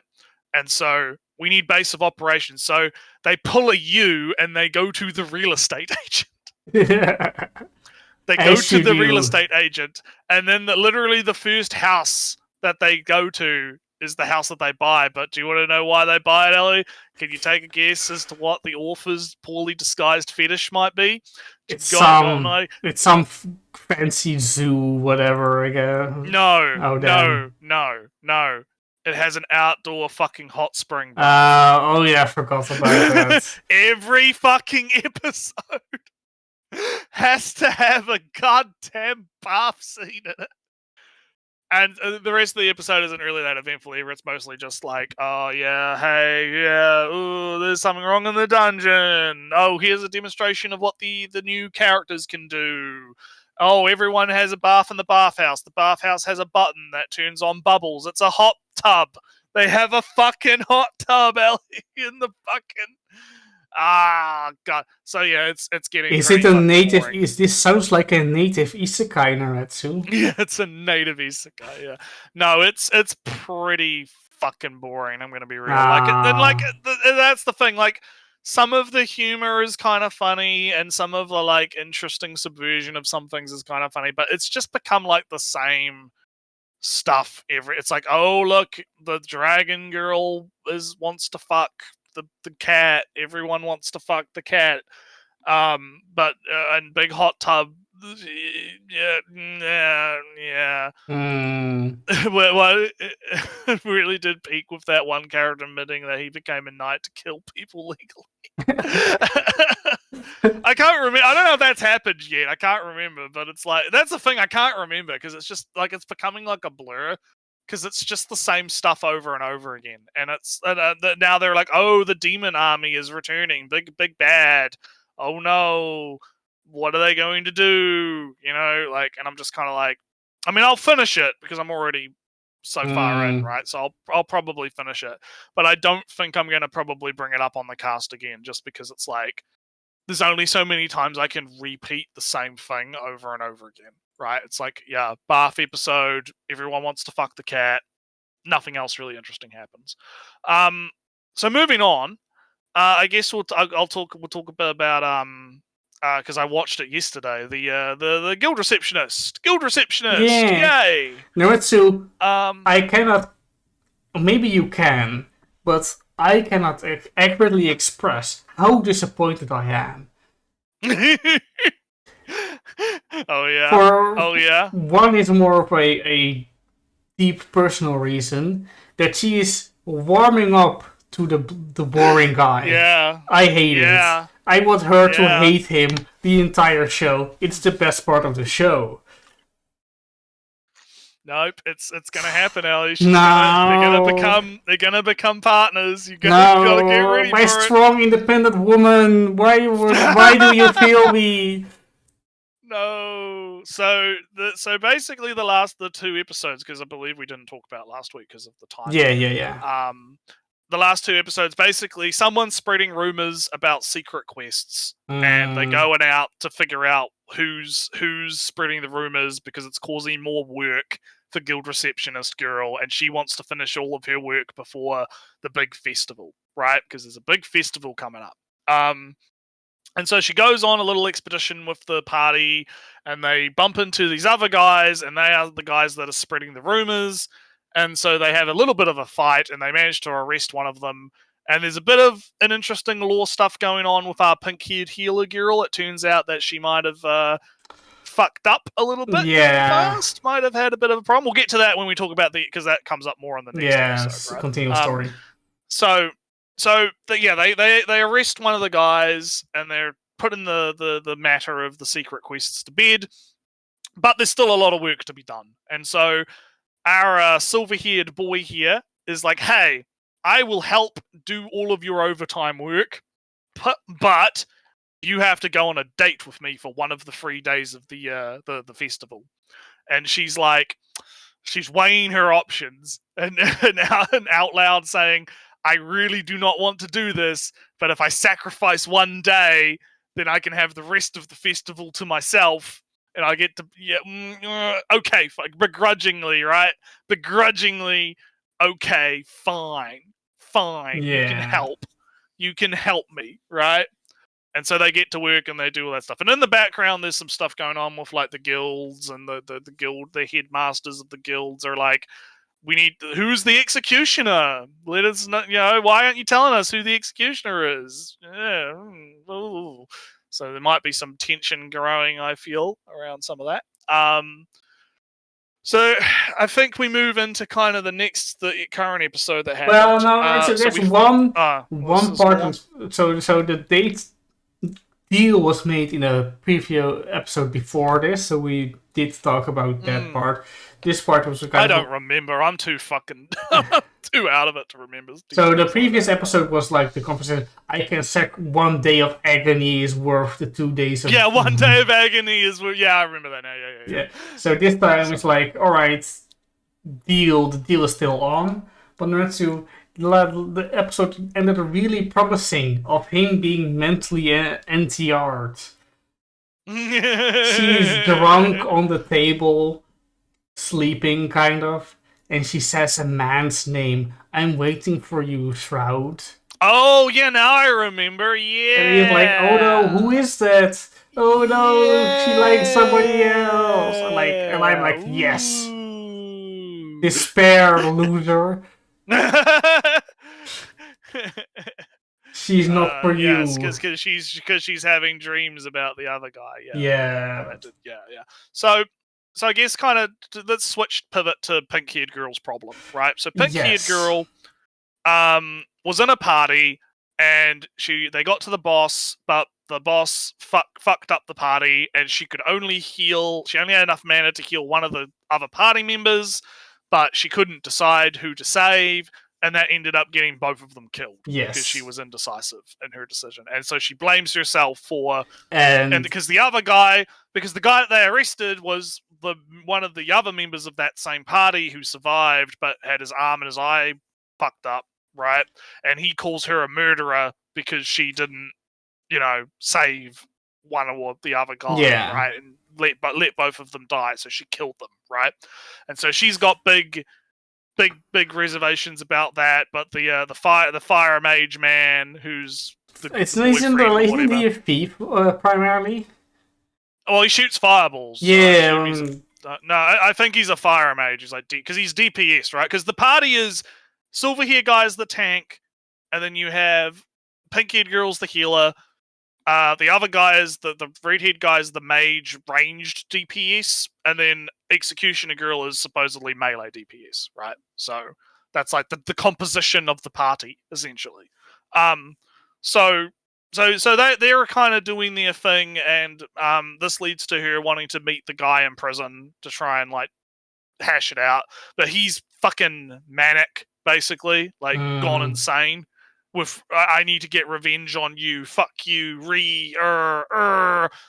murderer. Fuck you. How dare you got to go into the guild because you got a badass skill or whatever, and we other people that don't get skills, we get left behind. But how come you get it because you're a murderer, Interesting societal stuff going on, which we'll probably talk about near the end, right? The thing is, a little bit. I'm going to give my criticism that this societal criticism is far from unique. It's kind of it's not unique, but I can kind of see what they're trying to do, though. Yeah, like they're trying to set up this. Yeah, I'll insert my complaining, I guess, a little bit now. I'm not feeling that her trauma very much at all. Unfortunately, I'm not getting an emotional investment into it.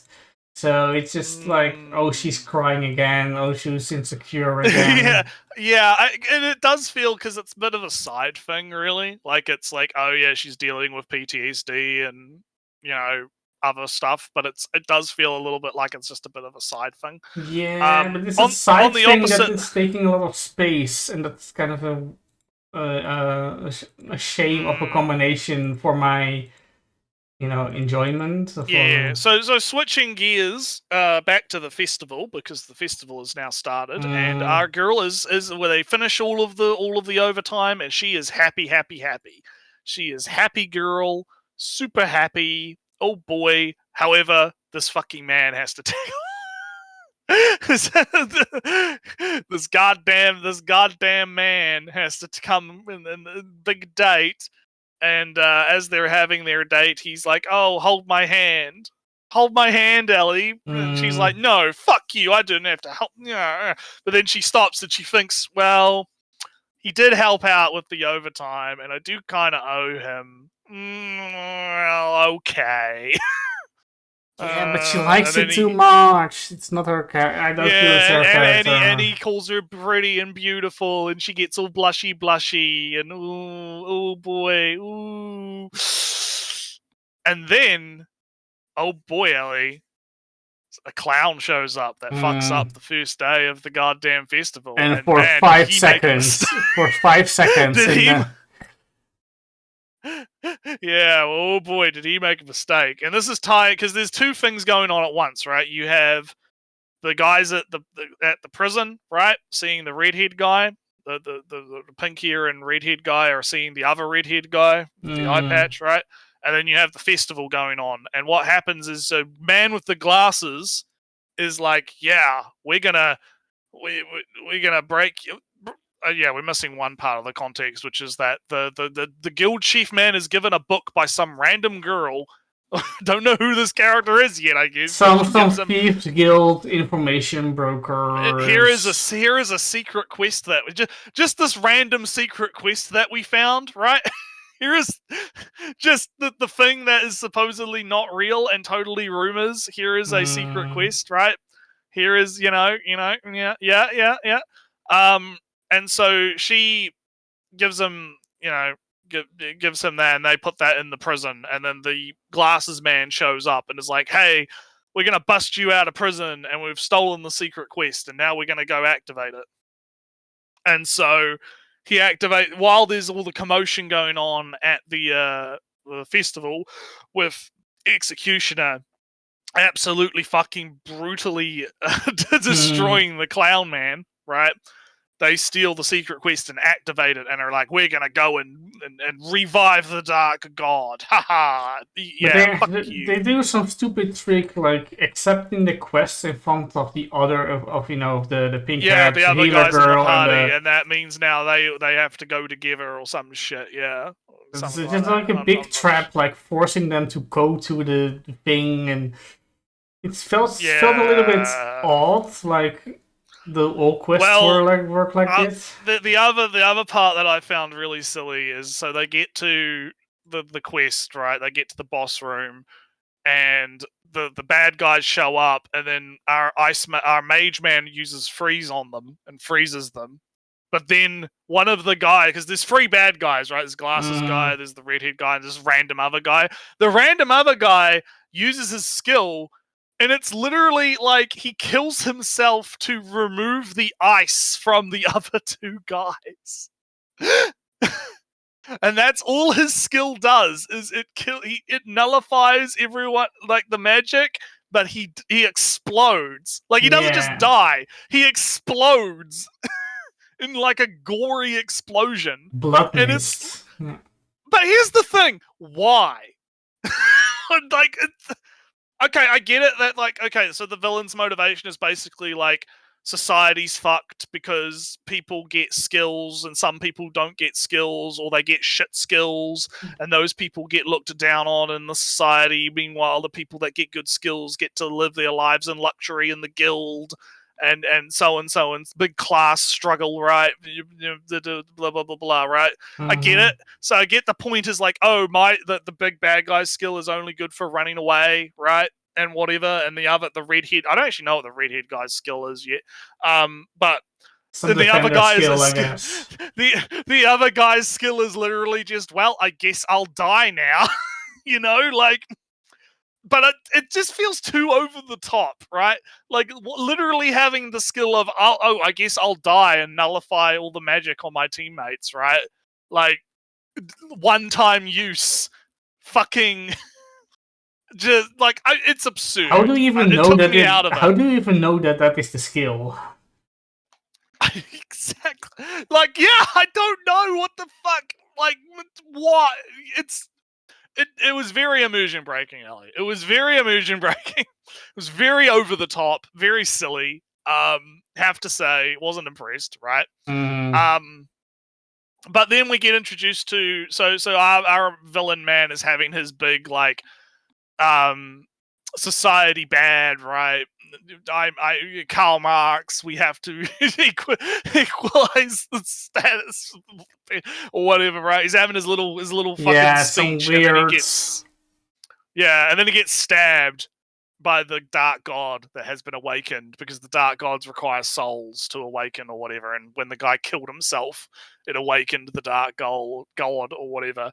And his final breath is like, destroy the world. Fuck the world. Destroy the world. Or whatever. But these demons, these dark gods aren't even that powerful. You just get enough people and you win. The previous guy was like, alright, strong, I guess, but even they still managed. They managed. Yeah. So if you get the cool head, the leader of the guild guy in, he'll defeat them. The guy who can literally stop time. Yes. Yeah. So yeah, very silly. So we're introduced to this new Dark God, which are twin little cute and funny little lolly girls. To look like kind of Alice Wonderland. Yeah, it looks like probably a Shining reference, probably like the two twins or whatever. Maybe it's also a possibility. Maybe or whatever.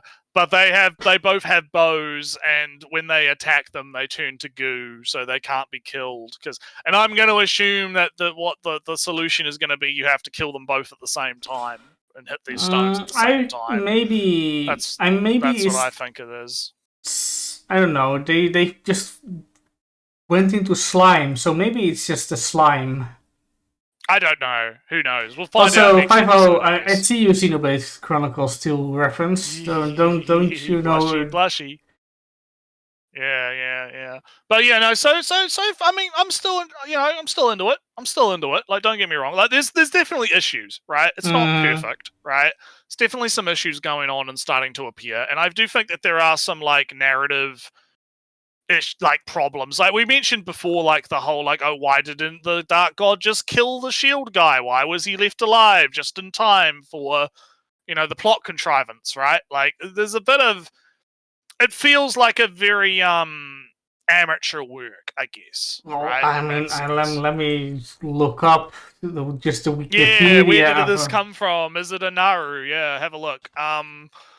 Because it feels like there's a lot of like contrivance and this is some pretty standard, like you were mentioning, this is some pretty standard like plot stuff. It's not, it's been done before, right? Like the whole, society, some people get skills, some don't, that's bad, right? Type stuff.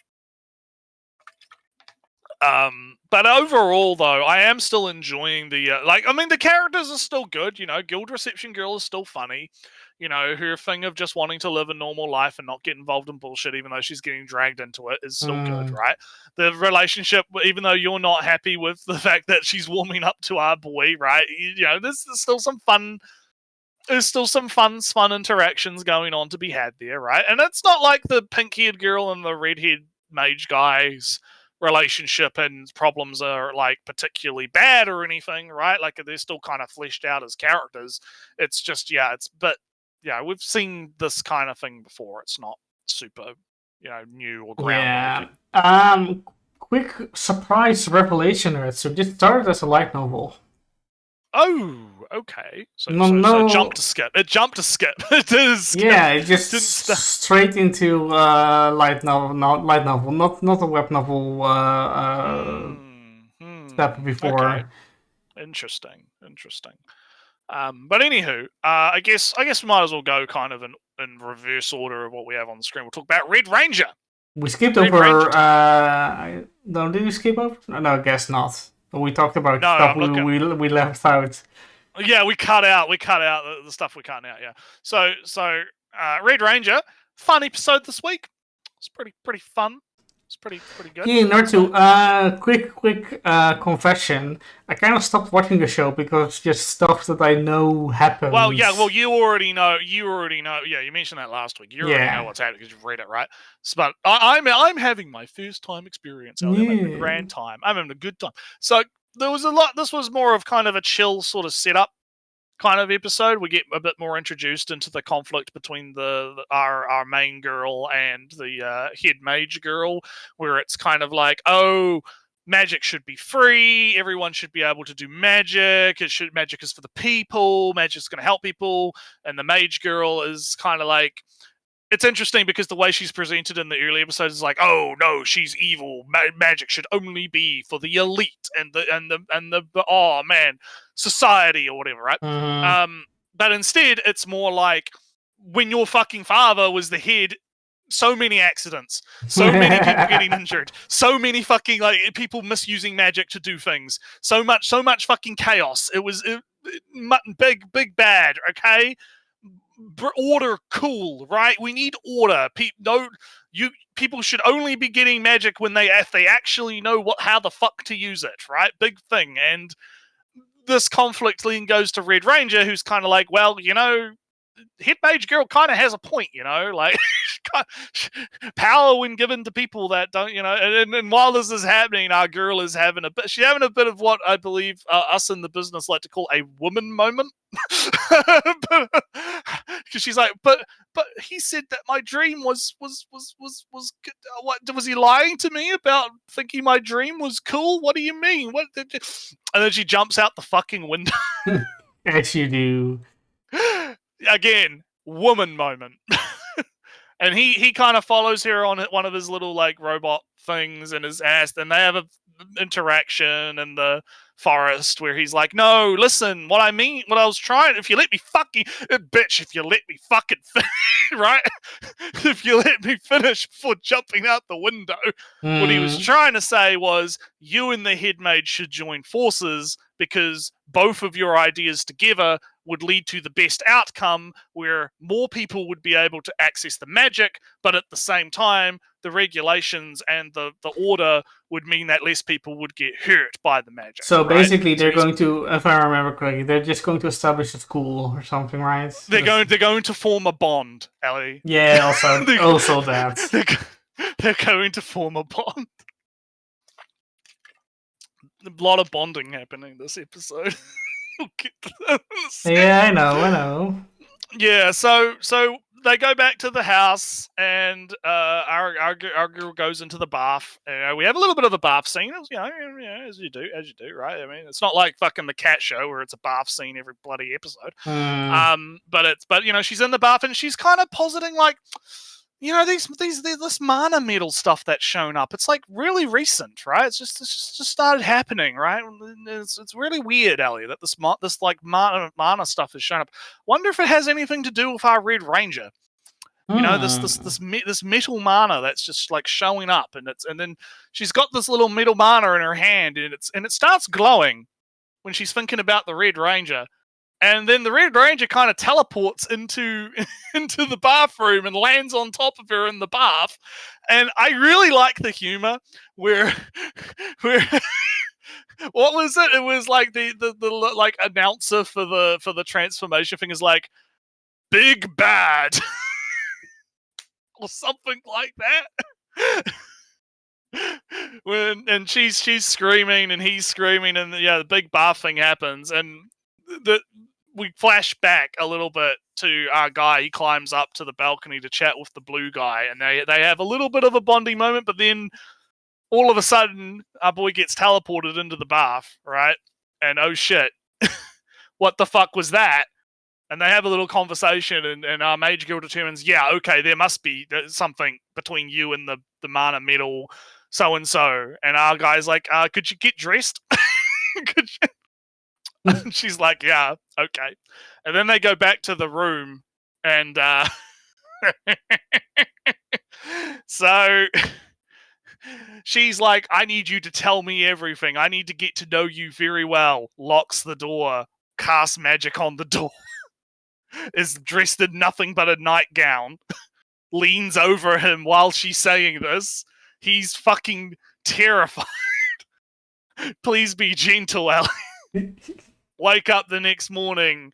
They're both going to see the king, and they're both kind of being awkward. And the princess looks at them and goes, "Did you guys bond last? Did you super bond last night? Like the censorship for sex is like super bonding or some shit." And she's like, "What the fuck? But you look like you both super bond." So my question to you, Ellie, is what do you think? Do you think they super bonded that night?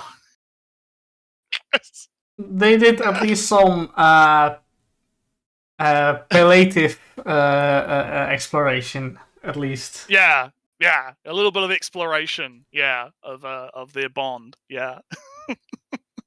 I thought it was a very funny gag. I thought it was actually very good because I like how it kind of left it open a little bit, but also heavily implied it. Right? It's very open to interpretation. What kind of happened there? Bond merger. Yeah. Bond merger. Did you guys bond merger, Ellie? Did you? Oh man. So they see the king, and the king is like, "Hey, these mana seed things are kind of fucking a problem." Powerful, also. Yeah. And then the guy who's obviously not the bad guy, Ellie. He's obviously not the bad guy. Wait, is he not talking about how they completely can take over the world? I guess. Yeah. Because there's the guy that's like, "Hey, we should turn these things into a weapon." Why don't we turn them into a weapon? Never goes wrong. No, guy who totally doesn't look like he's going to be an antagonist with his like big fucking, yeah, totally not. So and what ends up happening is the head of the mage whatever association thing is like, yeah, I think I can maybe turn these into, we can control these if we like, do the whatever. Yeah, I'll agree with you, whatever. Which obviously causes friction with our main mage girl, our girl, purple girl. And what ends up happening is, okay, here's the deal: go out, collect all the seeds, bring them back into the kingdom. Then we'll, have them researched and do thing, right? Do thing. Don't destroy them. No destroying the seeds. Must bring seeds back, right? Big thing. So mage girl and whatnot have a conversation afterwards where she's like, "Hey, what the fuck are you? Weapon bad? What do you mean?" And she's like, "Look, I'm the head mage. I have to fucking go with the royal family nonsense bullshit. You don't understand fucking internal politics nonsense, okay?" Right? I'm trying here. First, I say it's a good idea, knowing it's a bad idea. Then I go into my study. Then I have the evidence that yes, it's a bad idea. Then I go to the office. It's a bad idea. It wouldn't work. Ta-da! Yeah. There you go. And so in the meantime, Purple Girl is like, "All right, in the spirit of my new boy toy." Let's form a bond, and we will join forces. Big friendship or whatever. And the mage girl is like, "Yeah, all right, I guess. I have a job for you." And then we cut to them out in the desert for some reason. So we're going to see what happens. The desert, I don't know, not at the desert, like 1/8 of an arc after the desert is when either the manga stops or something, or I just... Yeah. So they're going to the desert now. That's where we're at. Time to go to the desert. Fun show. I'm having a good time. I'm liking it. I like the humor. I think the humor's really good. I like the... I do still quite like the whole, everything is kind of like ranger themed. There's a good mix of the different tropes, right? And the different stuff going on, right? I think it is. I think it works quite well as a series. I also I always appreciate like the flashbacks. When it comes out with like the episode number, the episode number of the Tokusatsu, so episode 35 of And then like It's like, explaining. I remember when. Yeah, I remember when that happened. It happened way back at episode 58 or some shit. So yeah, it's fun stuff. Yeah, it's good. It's been good. So what do we got next? We got Dr. Stone, or should we go angle up should we go instead? up? Yeah, we'll go angle up because yeah. So Villainess was all right this week. It was fine. It was okay. It wasn't too. Yeah, as I it was, say, yeah. let's do it, and it's the funny it's a funny anime with the funny jokes. Yeah, and I mean, I did quite like the whole the main character girl's getting fat at the beginning. Like there's like, oh, she can't close her dress, she's getting fat, and that was like the worry. And then it turns out, no, she's not getting fat, Ellie. She's getting ripped. Mhm. And then she's getting ripped because our girl was like, hey, you should eat whatever you want. I liked watching you eat a lot of food. I liked watching you happy. And she's like, fuck it, I'm gonna eat all this food and then I'm gonna work out later.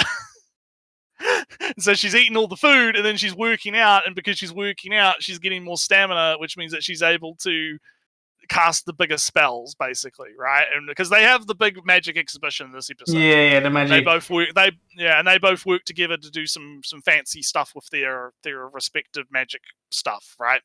And the daughter was worried because the main girl shouldn't have that much mana at this point in the game, so having her take the lead and do a big cast spell again was big bad because she might fail and then it would be bad. But no, it's fine because she worked out. She got ripped, but because she was putting on muscle, she couldn't put her dress on that morning, so she was a little late. And it was to the practice on So that one. so not fun. Yeah. Oh no, girl is getting a little bit of weight. Oh no, she's going to completely go anorexic because of insecurity. Yeah. No, oh no, I'm getting super ripped. This is a problem. You're getting ripped, yeah. Well, she's not super ripped. No, I'm exaggerating. I'm exaggerating too. It's more like she's taking on muscle and that's causing her to get bigger. Not, she's not ripped, but she's yeah. But the other part of the episode was we get introduced to the dad. Yes. We get the dad of the family who shows up and is like, "Hey, I got you a little pony because I've been gone for like a 4 years." rocking horse. Yeah, a little rocking horse pony, because I've been gone for like 5 years or something, right? Or it's not that much, but it's the implication is that he's off on work a lot because he's like the head of finance in minister the kingdom to the king. He's the minister of finance or whatever, and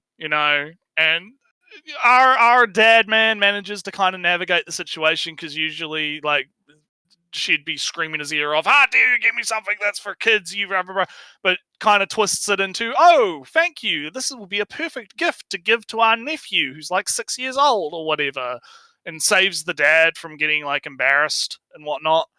And then we come to find out that the dad plays Beyblades with the spinning top toys. Yeah, spinning top toys, and he's actually just a guy who likes to do fun things. He's apparently from a lower born family, and he married into high nobility.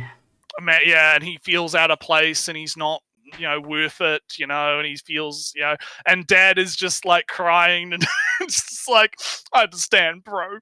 I understand, bro. Also, kids with their stupid shows that suddenly hate the show but like the show like last month. No. Hey, why don't you like Bionicle? No, Bionicle's bad. This is the bad Bionicles. Yeah. Because in Retsu, the Pirakas were kind of bad. If parents would come with Pirakas, that's not a good Bionicle. Oh no! But so there's bit of bonding there, and dad manages to go, look, I still respect you. I still respect you,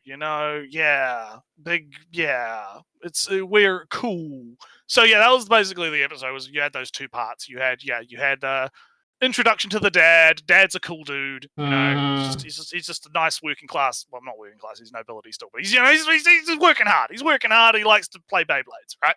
He's working hard and likes to play Beyblades. And then we also had the magic exhibition where we had a good gag with our girl getting ripped, right? So I would say overall a fun episode. Like not too intense, right? But it was fun. It was fun time. Yeah. It was a fun time.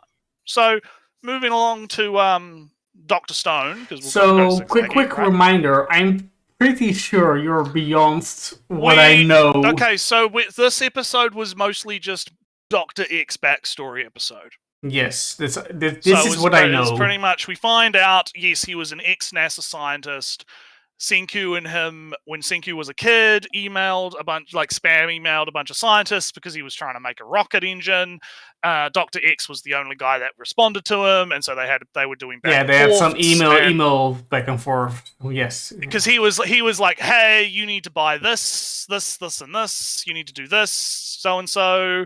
Senku steals his dad's NASA credit card that lets him buy science stuff for free or whatever, because credentials, funny thing, whatever. Because his dad was an astronaut, basically. So yeah, big stuff like that, right? And yeah, Doctor Zeno is like, yeah, helping, and we get basically the whole episode is basically just like the lead up to them getting put in the stone, right? Mm-hmm. And how they kind of, showing both the backstories side by side of Senku trying to build the rocket, and Zeno is kind of like showing some of Zeno's like personality difference compared to Senku, where Zeno is like talking about, so here's the thing, if you put this space in your rocket, you could use it to load chemical weapons. And a bunch of other stuff like that, because Zeno is like asked a question in the cafeteria, hey, if you were like transported back in time, like what would you and Zeno's like, I would conquer everything with science and become the big dictator man with science, and use weapons, create weapons with science to control everything, right? And then Zenku is just like reading the notes about the chemical weapons and it's like, I don't give a fuck about it's not about that for me. I'm only in it for the curiosity, right? I'm curious about everything. I want to learn everything, all of the science stuff. Big science man, right?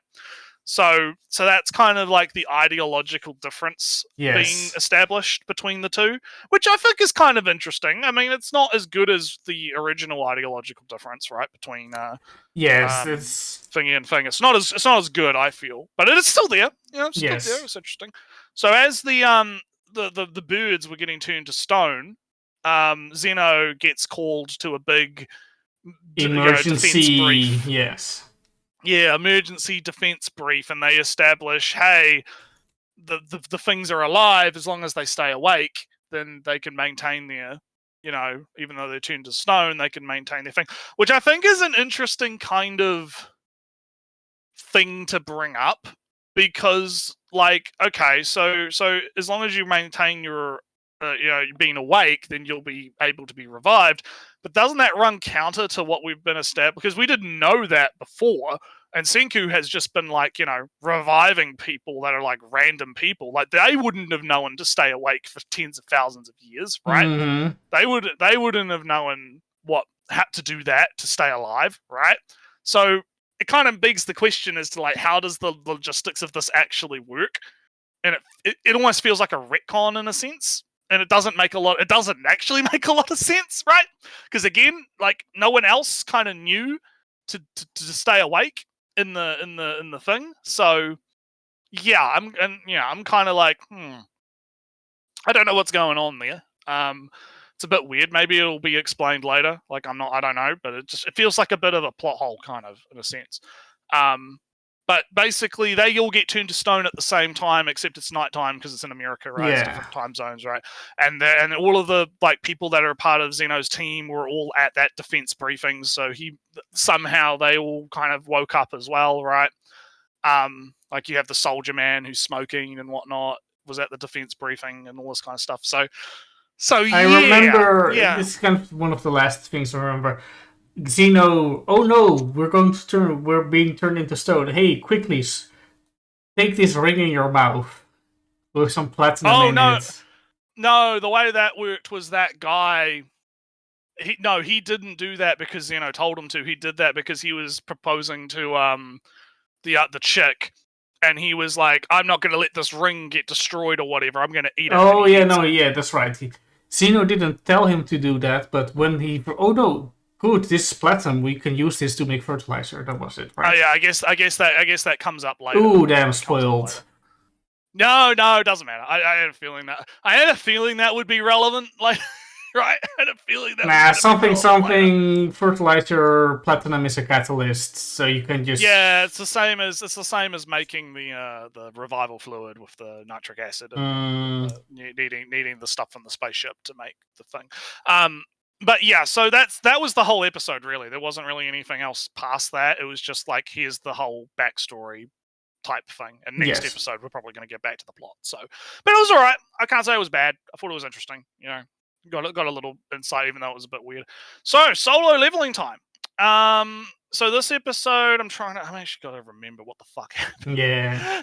In the because I believe, like, I already talked about how he went into the dungeon with the guys, right, and fucked up the orc guy, for the guild. And there was a part where some humanoid was talking and planning, or was it like the previous before that?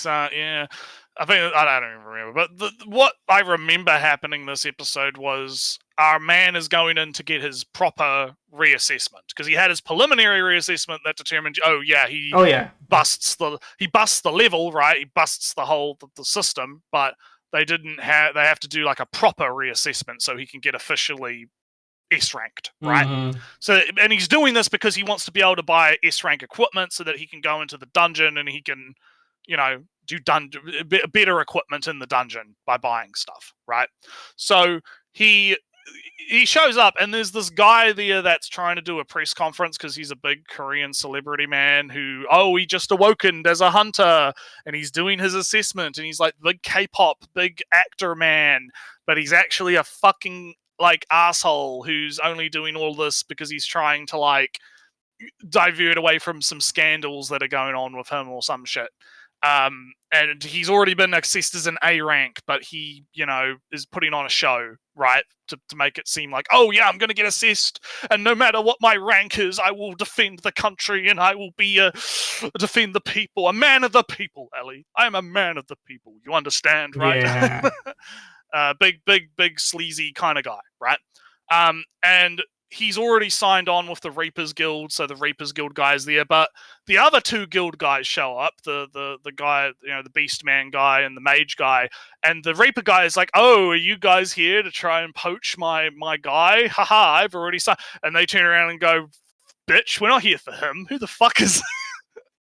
Who gives a fuck about this guy? Who cares? Some nobody. Nah. And then our boy shows up and like tries to go into the press conference, to get past the press conference to get inside so he can do his reassessment.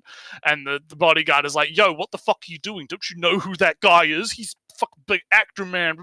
And then the head of the fucking Hunters organization comes out and goes, let that guy pass right now. Yeah. And the actors guy is like, hey, what the fuck we're doing? And the head guy's like, don't you fucking forget who allowed you to do this press conference, you little shit. Let that guy through right now. And so he goes through and he gets reassessed, and he summons like his guys, right? And it unleashes like the big magic field that like all the other guild members like feel it, and they're like, fuck, big dick energy, Ellie. It is a big this is the he power. Literally takes his dick out and it's so big it slaps on the floor. Right? Big dick. This is the power fantasy dick. People warn about. A little bit. Well, kind of, yeah, a little bit. So that happens, and he gets reassessed as an S rank. He kind of is like, I could summon like 100 of these dudes. It's not a big deal. He gets classed as a mage type hunter, S rank, right? Mm. And then he leaves. He leaves, but when he leaves, the other guild guys are like, hey, you probably shouldn't do that. Why? It opens the door, and all the media guys are there taking pictures of him because someone leaked oh look, the 10th S rank in existence in Korea. Oh boy, big news. Oh, his name's all over the news, Ellie. Big news everywhere. Huge news. Oh boy, big stuff. Oh god. Oh no. What about his sister that is there for? Yeah, his sister's at school, and his sister's like is like one of the classmates is like looking on their phone. Is like, you should probably look at the. And she's like, I don't give a fuck. Oh fuck. Now I do care. Yeah. So. Oh, sorry. Don't worry about that. So basically, yeah, our boy is exposed now. He's been fully exposed. His big S rank, big dick man, right? The guild guy is like, hey, we should have a chat sometime or whatever. And the guy's like, I don't care. And then he like teleports away, basically, jumps away. And the guy, the beast guy, is like, what the fuck? How did he fucking move so fast? Even I couldn't fucking see him when he moved that fast. What the fuck? And there's a little scene later where like they're thinking about it, and the guy is like, I think he's putting 2 and 2 together. Like, wait a minute, he didn't reawaken. He's getting fucking stronger. Because when I first put my hand on him, he wasn't that as strong as he is now. So what the fuck is going? You know, so I think they're putting 2 and 2 together, right? Like, oh no, he's getting just increasingly stronger instead of jumping to a new level. Yeah. So there's some of that going on. Hints of the ant army showing up is also happening. We got a little scene of the Ant-Man coming flying through the sky, and then one of them shows up on the shore with 2 hunters there intercepting it. So, oh boy, the ants are coming. Meanwhile, his bro, who was trying to get him into the guild, fails to get him into the guild. And it's not explained in the episode, but the reason for that is Sun is going to make his own guild. So that it wasn't explained explicitly in the episode. It was just, oh yeah, I'm turning you down because I have my own plans, right? And so Sun's bro is like to his dad, hey, I'm sorry, I'm going to side with Sun. Yeah. And the dad's like, all right then, get the fuck out. Yeah. Basically, yeah. And he's like, yeah, disappointing that he betrayed me and didn't get Sun to join my guild, but hey, at least, you know, he's going off on his own. But then he gets sick with the same sickness as Sun's mother. Oh no, he's going to go into eternal sleep. Oh, well, it's because the sickness is like people that weren't exposed to mana. When they get exposed to mana, like they get a sickness or something, and they go to sleep forever or something like that. It's like it's explained as something like that. But basically, he's going to go to sleep. He's going to be big sick, and so we'll see what happens there. But then his friend shows up at Sun's house and is like, "Hey, I need a place to stay because my dad kind of cut me off and other stuff." And Sun is like, "Hey, we're gonna do business, yeah," because his sister's there, right, and has to act all like, who is this guy, right? Has to be like, hey, no, he's my bro. Yeah, he can stay at the house or whatever. Yeah, it's, stuff like that. And then he like sets up a few of his shadow clones to defend the house while he goes out to go do the dungeon again. And it ends with him climbing the dungeon again. And he meets up. There's some knights in the dungeon that he's killing, and one of them might be. I have a feeling one of them is going to be the elf girl we see in the opening or something, and he like recruits her or something. That's what I'm thinking is going to happen. But we'll see what happens. I mean, it's all right. I've been enjoying it. It's fun. I like. I mean, it is a bit power fantasy, obviously, a little bit. There's a little bit of wow. He's so cool. Yes. He's so cool. Yeah, big dick energy. He's the cool guy now. Ooh, cool. But it's fun. It's fun. It's like trash food. I guess. It tastes nice. It's fun. This anyway, is the trash tastes. Nah, I'm not going to be so cruel.